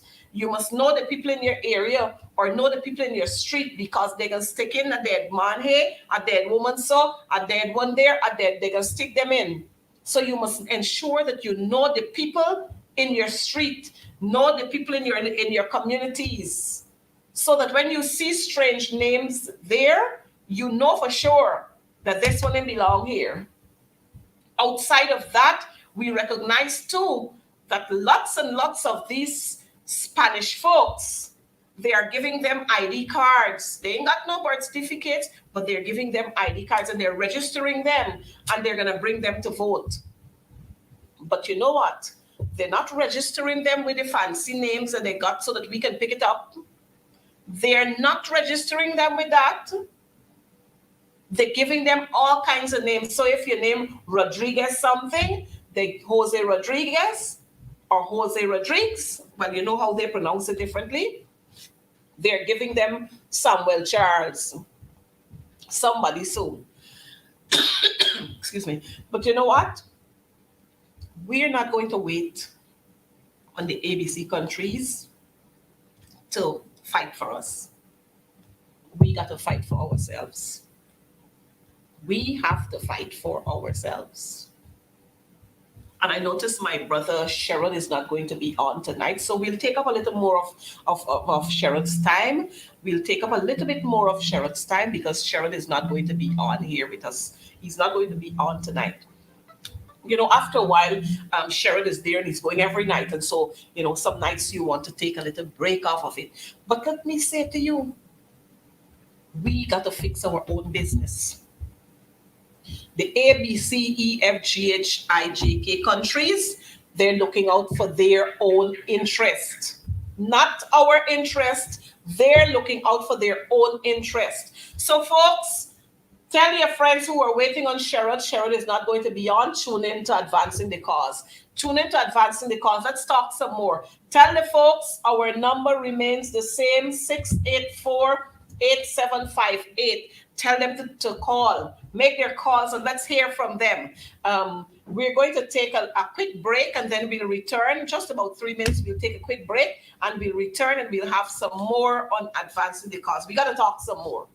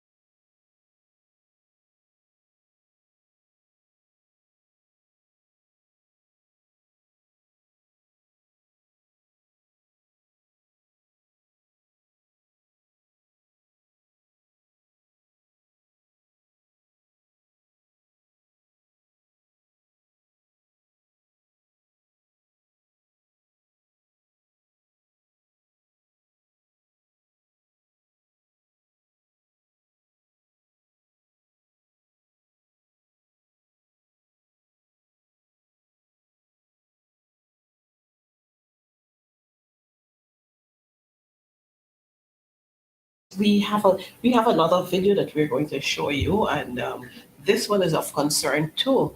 You know, while we speak on one side, we have to be balanced, and so we have to speak on the other side.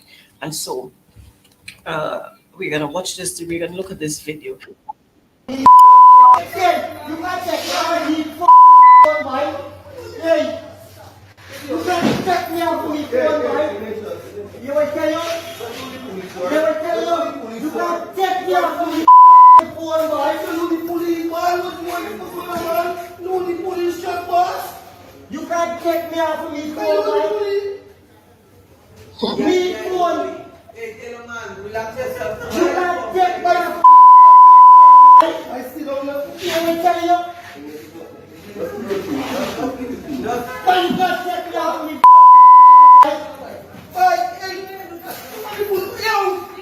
What's the chair? Is there a coffee here?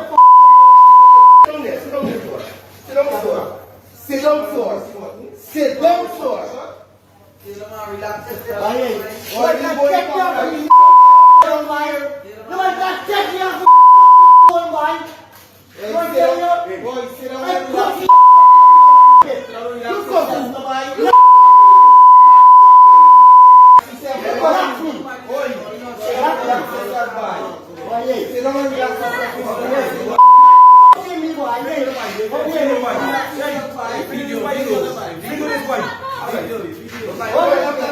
You have to have a seat, sir. Hey, you must sit down and relax yourself. Boy, you must sit down and relax yourself, boy.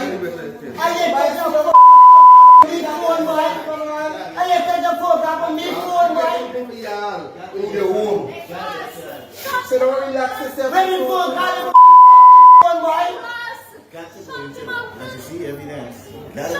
What jail? A man come try to make a who is a man? Watch it, when I don't look at the entry, make a country over your assault you, make a country assault me. What? What?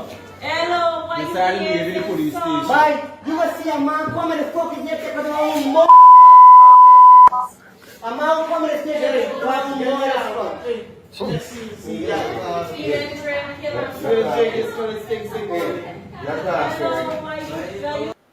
Well, you notice this is what we have to face. This is what we are faced with every day, every 2 days.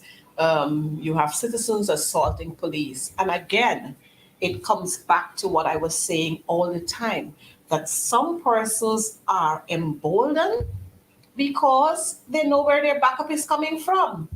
We had we had a young lady right at the Demerara Harbor Bridge there who assaulted a police officer, senior police officer. I think he was a sergeant or something like that. She bit him on his hand and all of that. And then we heard that the young lady behaved that way because she's working in the office of the first lady. And she abused and she go on, and you know what? That police officer was transferred. The young lady was not reprimanded, that young man, the police officer, was transferred. And so while you have police on one side brutalizing and shooting and so on, you got citizens who feel that they have all kinds of backing. They are abusing police officers, and that is not right. It is not right. So while we are crying out that police men and women are doing all kinds of things, we got citizens who are behaving, and some of them bold, very bold. And you hear the young man just now, and he wasn't concerned about who was talking to him. You saw the way he was holding on to the police officer's shirt. Now, if the police had put on a licking on him, it would have been a different story. But sometimes, you're in the police station. Yes, you have your phone, you make a call with your phone. Yes, you're entitled to make a phone call, but you're not entitled, you're not supposed to have your phone there all the time. You're in police custody. And oh gosh, I noticed that some persons are messaging rather than calling, and that they are just saying, that they're very fearful. They don't want their numbers to be registered there. And we can understand the kind of fear that people that oh jeez, people can hardly talk. People sometimes want to say things, but they don't want their faces to be shown because they fear victimization. They fear that somebody will come after them. And we shouldn't have that in a democratic country. We shouldn't have that in a democratic country. And these are the people. Sarah Lynch gone. Y'all know Sarah Lynch gone. She was one of the persons who said she was standing out there for democracy. I don't know what has happened to the guardians of democracy. What happened to them? Where is Mad Max? I can't remember if it's Mad Max. It was his name or what he called himself. Something Max though. Where is he now? Where is my friend? Is it Jonathan? I think it was Jonathan. Where is he now? I want to hear you people talk. I want to hear you people. Y'all must come out and talk now. Y'all had all kinds of things to say. You know, just the other night, my friend Freddie was saying to me, how could this be? He expects parliamentarians, because you're at this level, to behave in a different way. But come on. I had to tell him, when a cat's back is against the wall, the cat will scratch. Imagine 31 amendments were posted there. They were proposed for that oil and gas bill. And all were rejected. 31 amendments. It's not that we weren't supporting it, but we wanted these amendments so that one person would not have all total, whole and solely control over, yes, Mad Max, whole and solely control over the oil industry. And they didn't want that. You know why? Because they know that they're going to be sneaking the monies out from there, and Tom will give Paul, and Paul will give thing, and Barrett will give Barrett, and Barrett will give wherever, and so on. None of the amendments they listen to. Is that a democratic country? Is that what you call democracy? Well, somebody got to tell me something different if they call that democracy, you know? People are fearful. People don't want to come out for their voices to be heard, because they know that we got people like Kwame and his acolytes. They're monitoring the programs, and they will go after some of them, especially those who are public servants. People are afraid, and people should not be afraid in their own country. They should not be afraid. Where are the guardians of democracy? I'll be happy to hear from them. I ain't hearing nothing from a trade union partner. Some of them, Carville Duncan and C. Paul Narayan. Well, C. Paul in parliament with me, but he's busy. He can't talk. He can't talk. You know? And I remember under the coalition, we ensured that the FITUG, that arm of the trade union, that FITUG got their rightful place on the Trade Union Recognition Board. And on every other board, we ensured that they got their space. But you know now, the PPP are in government, and the same FITUG who we ensured that they attended the Labour ILO conference and so on, they're not speaking now on behalf of the TUC. As a matter of fact, they can't speak. They can't speak. They can't say to Barack Jagdeo and the others that the TUC must be part and parcel of what is happening within the labor move, within the labor arena. They can't speak. They can't speak because you know what? Some of them are political prostitutes. So they can't speak. They're just waiting to grab, and they're waiting to grab. And if they speak out, what is given to them would be taken away. They can shut them out. If you're in labor, you have to protect labor. You don't hear anything from them when public servants are not being paid. Not a word from them. Huh? Not a word from them you don't hear when public servants are being treated unkind. Since the PPP came into office, all that we have been getting from the PPP. Just hold a while for me. I think we're having a call here. Good night to you, caller. Yes, I'd just like to make an observation. I'm calling from Linden. Okay. I don't want to be aired on the program, but I just don't know if I could highlight this point about the Mackenzie Sports Club, which has been a community ground over the years. And I don't know if I could highlight this point about the Mackenzie Sports Club. Go ahead. Yes, over the years, and the government now has taken over this place and doing their own thing. I understand that the club was given to the community by Demba, but they're claiming now that it's only the building, the land still belong to Nissel, so they're doing their own thing now with the land. That ground used to be for crusade, for sports, for family gatherings, and all sorts of things. But, you know, it seems as if they had a faction in terms of the committee. And I find that in certain situations, before they come to make some reconciliation and a compromise, they just divide and rule and take the option and just, you know, do their own thing. I'm saying they're building some state-of-the-art facility, but Linden, Nissel has a lot of lands all over the place. They could go somewhere else and build a state-of-the-art and let this place be more a community ground for football and crusades and family gatherings and all this sort of thing. And it's very, very sore point because I hear that they intend to pull down the original building, which is very bad because it's a piece of our history.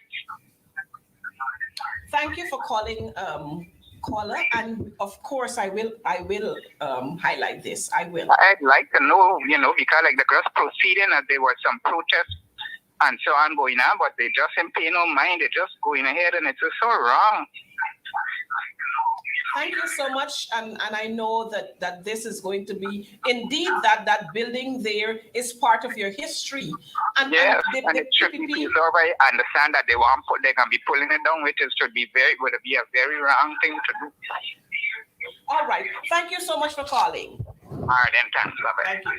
So here is it. We have a caller from Linden. I noticed we have another caller. Let me take this one too. Oh, I don't know what happened here. Good night to you, caller. A pleasant good night, Miss Mother. Good night to you, my dear. I just want to ask one question. Go ahead.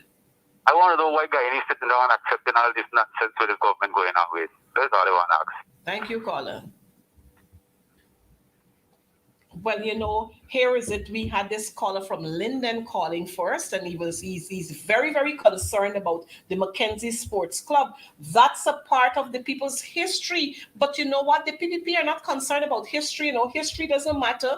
And next week, I'll tell you more about this. History doesn't matter to them. If you look at what they've been doing, the Demerara Harbor Bridge, if they could shut that down tomorrow, and have something replace that tomorrow evening, they will do it. Everything that Forbes Burnham would have done for this country, they try to erase it. They don't like history. They don't like history. And when you have to remind them, they tell you off, they have to talk all kinds of foolishness. The PPP have forgotten that the roads from Coretta to Parika were built under the PNC, under the vision and leadership of Linden Forbes, Samson Burnham. And you know, they talk about Burnham this and Burnham don't like people. Linden Forbes, Samson Burnham and his party and his government were responsible for that road. All the roadways that we have there. But they don't like history. They don't, well, you might be right. They don't like Black history because you notice they've named, rather than saying Chelly Jagan and Linden Forbes, Samson Burnham, we consider them the fathers of this nation. They're only considering Chelly Jagan as the father of the nation. I guess they don't like Black history. Linden was eyesore to them. Linden was poison to them. Now they've gone into Linden and they're distributing some handouts and a little bit of money here and a little bit of money there, and they feel that they can take over Linden. But I'm hoping that the residents in Linden, the citizens in Linden, that you're going to come out and stand up against this kind of craziness. Allow that ground to be a community ground, and they have so many other land space. They got so much more space in Linden where you can go to put down your multi whatever complex that you want to put down there. I mean, what is really wrong with these people? Charles Ramsden can't even pronounce words properly. And he doesn't even understand what culture is. These people are crazy. Let's take another call. Good evening, you're on. Well, I'm not sure what has happened there. But yes, these people don't understand anything. All they understand is how to treat women bad, how to steal more, how to discriminate, how to be vindictive. That's what the PPP know. And to get into all kinds of rings that are illegal, they know those things well. They're not about people. They are not about people. And you know what? It was because of LFS Barnum that many of those who are sitting in the PPP are rich now. Let's take this call. Good evening, caller. You're here with us. Yeah, good evening. Good evening to you. Yes. You see, black people has history, but the Indians don't have. You know this? All right. The Indians don't have any history in Guyana. And wherever there is, they always like to have the rulers and do a lot of wicked things. Look in India. Women are being raped, and they doesn't care about that. So our history is stopped. It's frightening, eh? It's frightening to some of them. Yes, it is. We got to come out and stand up. Yes, I agree. Stand up for our rights. You understand? This is what we got to do. If we don't, we always going to be the same way. Thank you, caller. You got to stand up and fight back. We have to stand up and fight back. Thank you so much. Okay. Bye-bye. Have a wonderful evening. You too, my dear. Bye-bye. Yes, and so we're going, I don't want us to blame Indians and talk about blacks. We have to talk about the PPP cabal, that little group there. They're the ones who are causing the division. If you look around what is happening, under Forbes Burnham, like my friend Paul Court is saying, under Forbes Burnham, Jagdeo got scholarship and he went and studied. Under Forbes Burnham, Jagdeo was afforded free education. But when the PPP came into office, we had to pay. We had to start paying. Burnham gave free education from nursery to university. Burnham did that. Who changed it?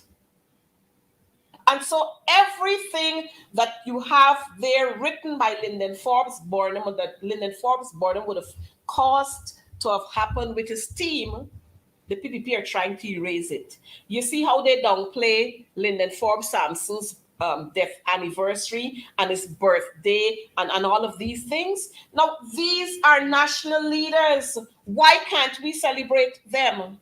Why can't we celebrate our national leaders? It was LFS Burnham who gave recognition to all the other religions that we have. LFS Burnham caused that, and the holidays that we are now enjoying. But you wouldn't hear that from that group of people. You wouldn't hear that from that wicked bunch. You wouldn't hear them say that. But I want you to understand, viewers, that this country is our country. This country is not about black and Indian, and Amerindians, and this country is about Guyanese, one people. You see that one Guyana thing that they're doing? It can't be one Guyana when some are treated better than some. It can't be one Guyana when our girls are crying out and making allegations and coming out with their allegations and you're shutting them up. It cannot be one Guyana. It can't be one Guyana when some young men, because they are black, are treated differently. It cannot be one Guyana. And so we have got to swipe that one Guyana thing out. I've said to a couple of folks, when you see elections come, that one Guyana slogan gonna be out. Because we're not one Guyana, we are one people. one nation with one destiny. Let's take this call. Good evening, caller. Good evening, caller. One Guyana for PVP. Yes, that's true. One Guyana for some, the three Fs, not the entire PPP, because they got some PPP people, plenty of their supporters suffering. Plenty of them. It's just the three Fs, the friends, the families, and the cronies, and the favorites. Yeah.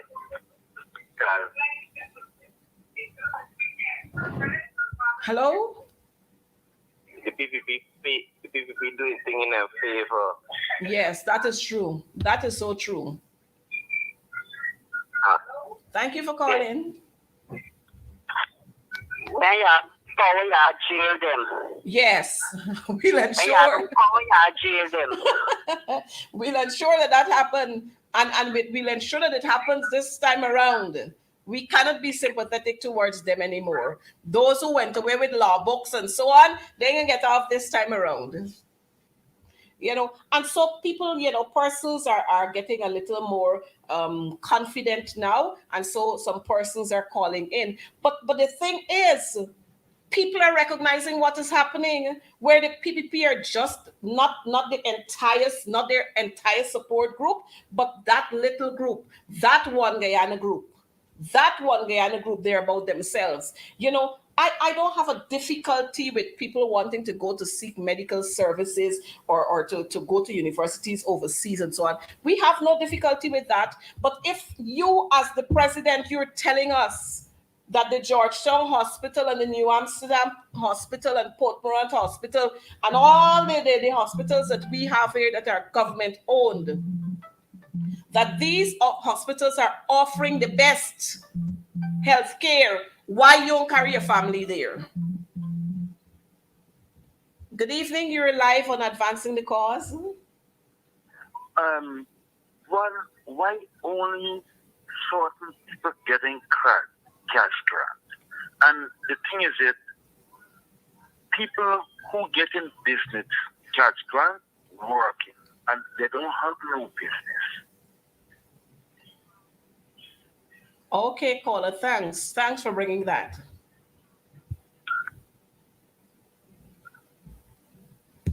You see, a caller is calling in and he is saying the same thing that we have been saying. Why is it that some persons are getting these cash grants? And we've seen that, we've proven that. People who never had a farm, who never even planted a seed, they got cash grants when there was the flood. They got cash grants saying and claiming how much things get destroyed for them. We have seen people who never even hold a fork, a shovel, claim that they had so much cattle and they lost them and they got cash grants. Them, their husband, their wife, their children, everybody get. And the people who really, really need it, they couldn't get any. And they went to some communities and almost everybody got. In some other communities, one and one and one and one. Especially if it's a community that supported the coalition, they're not giving you the cash grants. You know how many people still got their pink slips in their hand? Plenty. And these are the things that we must talk about. We've got to come out and stand up to these people and let them understand that if you're going to talk about developing this country, you first have to develop your human resources. Do that, and then everything else will start falling into place. If you do that, you won't have to import truck drivers. If you do that, you wouldn't have to import nurses. You wouldn't have to import teachers. But back to what I was saying. I remember LFS Burnham went to Georgetown Hospital. But by the time our ministers here, the throat start bothering them, they fly out, they gone out of the country. They gone to America, they gone to Canada, they gone to all over the place. But this is your system. You should be proud of your system. You should go there and lie down on a hospital bed and take out a picture and post it on Facebook so that people can see, as president, I'm going to the Georgetown Hospital. As prime minister, my children, as minister, my children, I'm going there. Let's take another call. Good evening to you and welcome to Advancing the Cause. Hi there. How are you? How are you doing? I am doing all right. How are you doing? Oh, I'm doing good, but I'm very disturbed. Listen, I'm Guyanese and I'm calling home there. Oh, I'm good, but I'm very disturbed. What is happening at home? Yes, I'm happy that you're calling, and we want to say thank you for being here and thank you for understanding. And we know we're imagine you're not here and you're feeling it much more. Yes. Those of us who are here. Yes, Coretta, and it brought tears to my eyes, my heart. It brought tears to my heart. I'm very, very concerned. Listen, let me say this to you. Listen to this. I'm living in Canada. I live in Alberta, Canada, and this is one of the most richest part of the world in Canada here. We have a lot of petroleum here. I live in Alberta, Canada, and this is one of the most richest part of the world in Canada here. We have a lot of petroleum here. And just let me say this to you. We have a prime minister here. His name is Justin Trudeau. We have a prime minister here. Yes, you're listening to your and let television. me just say this to you. He's very, very divisive. He has destroyed Canada. You would not recognize this country anymore. Very, very divisive. He's French, and this part of Canada where we are, which is English Canada, which is Alberta, Ontario, Vancouver, British Columbia, all the rest of Canada is English except Quebec, and he's from Quebec. And what this man is doing is just literally want to shut down the oil industry and absolutely to destroy the economy of Canada, and people are suffering here a lot. Not me, but there are lots of Canadians that are suffering here a lot. And this guy is a communist. He's very destructive. And let me say this. I saw President Ali attended some kind of a conference or something of the sort with him in somewhere in the Caribbean islands. And I believe he's being indoctrinated. And I'm going to say this to you all. You need to stand stern and strong with Ali and let him know. Let me say this to you. This is not one Guyana. We don't have one Guyana. We have one people, one nation, one destiny. This country does not belong to you alone. It belongs to all of us here as Guyanese. And we will do what it takes to corner you with every angle you can think up. You have to take the war to him and be stern. Don't be afraid. You have the support of the diaspora. Do not be afraid. Do not use any race card, anything to do with black or Indian. All these things are just demonic works of the enemies, using that to cause distraction and division. It's a play card of the politician. This is what Barack Obama did in the United States of America, and we're facing a lot of troubles there too. But it's black and the Caucasians. It's all a political stunt to destroy, distract, divide, and to get what they're looking for. Don't fall for it, and we're paying a heavy price here. But you all keep on praying, keep on fighting. No God is in your side. Be strong, be courageous, and do not back down. You take the war to him. Do not stop. God love you, and God bless all of you, and God bless Guyana, and we will prevail and come through it.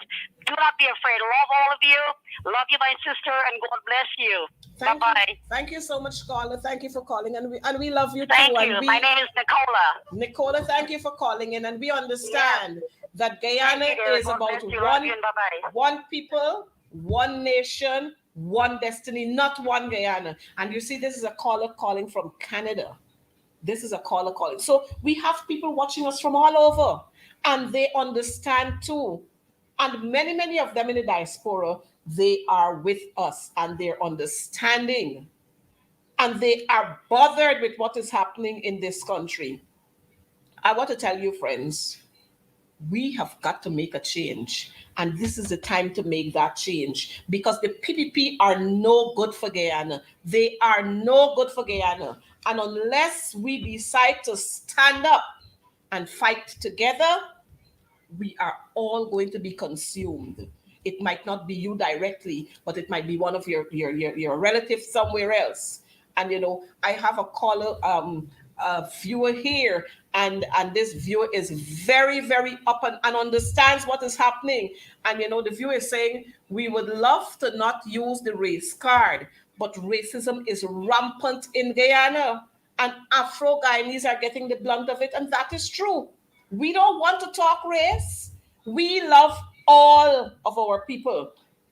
And if you look at the PNC and the APNU and the AFC and the coalition as a whole, if you look at what we embrace people.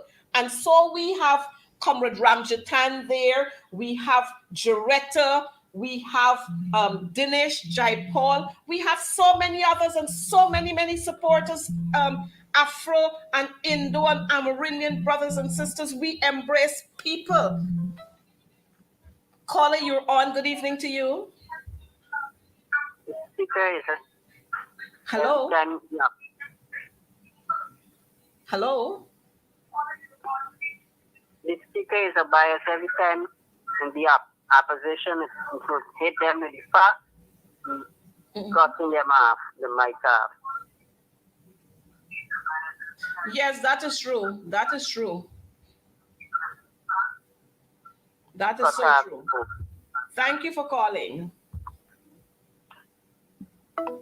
And yes, viewers, our viewers and our callers, thank you for calling. And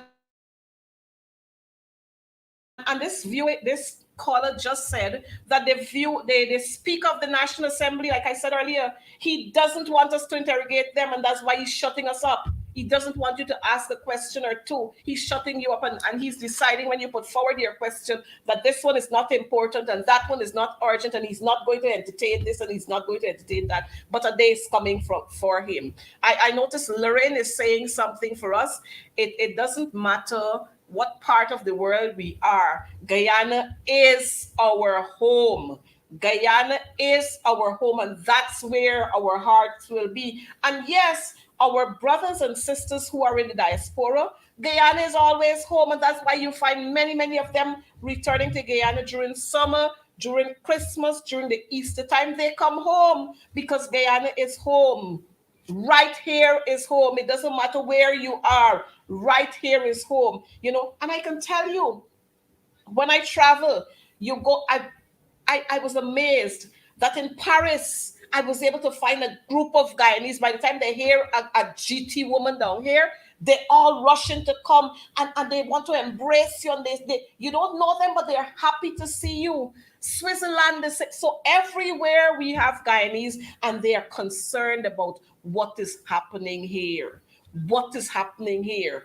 And well, we can't get rid of the speaker. We can't get rid of the speaker because the speaker has been there. The PPP, they were the ones who put him there. They nominated him because they have the majority.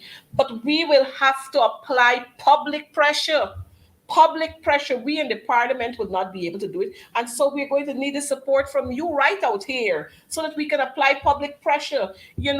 If you noticed, we are continuing to have the parliamentary sittings at the convention center there because they're scared to come this side. They're scared that people will come out and view what is happening from those televisions that they have there, and that people are going to stand up in front there and demonstrate when they want to prevent us from speaking. That's why they're taking so long to return Parliament to its original place. But a day will come. The time will come. And like a caller said, who missed it the last time, they're not going to miss it this time. The speaker is wicked. The speaker is wicked. And to compliment him, he's got some of the folks on the side, on the PPP's side there, some of those ministers. Not all of them, some of them don't like what is happening, but they're scared to speak. The Speaker of the House in Guyana is very uneducated in Guyana or on Guyana or on Guyana's laws. We've been saying it all along. Lots and lots of square pegs in round holes. And I noticed one of my friends was saying, so why Mr. Granger went to Cuba and something? Because we weren't offering the services here. But for simple things, our president and ministers and so on, they're going to private hospitals. Simple things. They're going to private hospitals. 45 years, and I still keep my Guyanese passport, though I'm a naturalized American. Thank you so much. Thank you so much, because we are proud of who we are. But you know what? The PPP are trying to make us not proud of who we are. They're trying to do that. I remember when the coalition came into being in 2015. By mid-2016, the Guyana passport was blooming all over. You remember the days when you went to Barbados, you had the cold bench and the cold room? You remember those days? And that was under the PPP. You remember the days when you went to Antigua and they sent you back home? They put you on the next flight. You remember the days when you went to Trinidad and some of those other little islands? But between 2015 and 2020, all of those little islands respected us. All of them had respect for us. And you notice now, all of them coming here to take what we have. Imagine we're right here and we can't get land, but Bajans getting land doling out to them to come and do farming. Could you imagine that? We right here and we can't get certain benefits. We can't get certain benefits, but you know what? The PPP are here and they're giving all kinds of benefits to the Venezuelans and the Cubans. You know why? Because they're going to use them to vote. They're going to use them for votes. But the Haitians who belong to the Caribbean, the Haitians who are part of CARICOM, they can't come here. They give them a hard time. You have to have a visa to come here. And even when they apply for the visa, they take 4 and 5 months before they can respond to them. And they ask for all kinds of documents. And when you present, even when those documents are presented to them, they deny them the visa. And they're deporting the Haitians. They're deporting them, looking all over for them, and they're deporting them. You know why? Because the Haitians will not go with them. The Haitians understand what it is to struggle. And so the Haitians will not buy their stories. So they're deporting them. They're deporting them and preventing them from coming to this country. You know, I have some Haitian brothers and sisters who I've been engaging, and I will continue to engage them. And we will work to ensure that Haitians can come here too, because we signed on to free trade, free movement. And so our Haitian brothers and sisters must be allowed to come here too. They speak English like us, even though they speak French, they speak English like us. So they must be allowed to come here. But the PPP are a wicked bunch of people. And they're the ones who play the race card all the time. They are the ones who play the race card. But again, let me return to the issue in Linden. My friends in Linden, y'all need to stand up. We've got to stand up and allow the PPP to understand that they cannot continue to destroy our history. They cannot continue to do it. We are about development, but we cannot be about development when you're destroying your history. If you destroy your history, what will be there to guide you? How would you know where you came from? And they don't care, you know. All they're interested in is what they can grab, what they can grab. You see how many of them putting up all kind of big, tall buildings? Sometimes you have to wonder, where did this person work to get all these kinds of monies to be able to put up them big buildings what they're putting up there? But you know what they can tell you? They can tell you like what one of their ministers said a couple of years ago. Oh, my family, they were sending stuff for us in barrels. They were sending monies for us in barrels. They were sending for us in barrels. Yes, I want you to, the Haitians are very intelligent people. They're very progressive, like my friend is saying, and ambitious. They're very, very intelligent.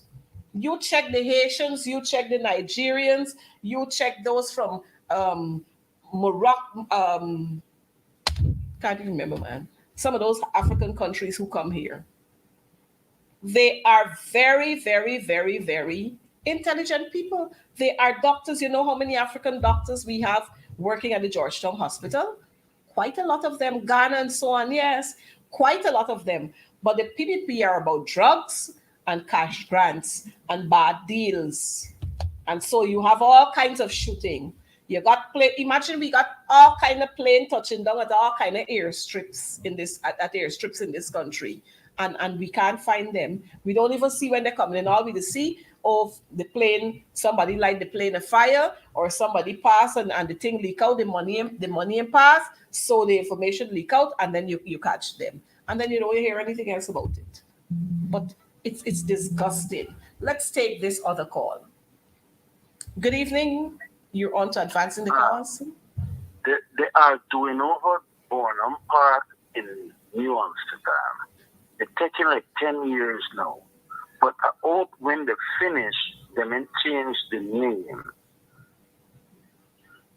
You understand me? Yeah, Because they're always doing things like that.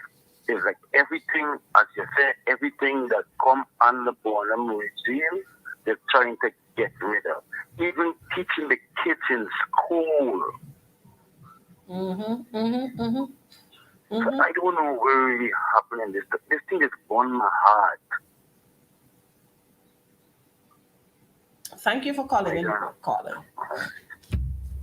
And so, you know, I'm happy that this caller called to talk about New Amsterdam, because you notice what happened? They tried to kill the tongue of New Amsterdam. So when they built the bridge, they built it way out that side. And you know what they did? They crushed all of those vendors who were selling along there where the boat used to operate. They crushed all of those vendors on both sides. On both sides, they crushed all of those vendors because they couldn't earn a living anymore. And so they're doing fixing, refurbishing, and doing everything they're supposed to be doing on that Burnham Park there. And it's taking a long, long time for them to do. But yet they're going to build a stadium. They have a park there. Rather than fix that park properly, you're going to build a stadium. You know, and this is what we talk about. They are not interested in anything that reminds them of LFS Burnham. He's the Jumbie for them. He's their Jumbie. They're scared of him. I want to say good night to Madam Dawn Cush. I'm happy that you're here with us. And yes, we will continue to assure our people that we are about people's development. We are about one people, one nation, one destiny. We're not about one Guyana, because there's only a few people with one Guyana. And yes, it's wickedness in high places. And yes, God is working, and he's going to come through for us. Our people are going to be delivered out of the bondage that we're in. The pharaohs will go, and the pharaohs are the PPP, they will go. But callers, viewers, we want to thank you for being here with us.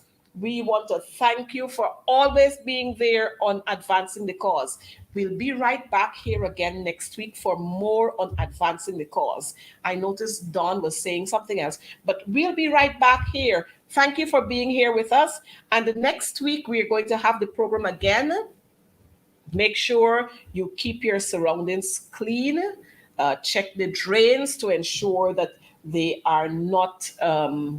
the drains are not clogged and the water is not stagnant, because we don't want mosquitoes to breed there, because too many persons are coming down with dengue. We've lost quite a lot already, double figures. We don't want to lose any more. So take care of yourselves. Remember too that COVID is on the increase again. It's on the rise. So be very, very mindful. Put on your mask if you have to be in crowded areas.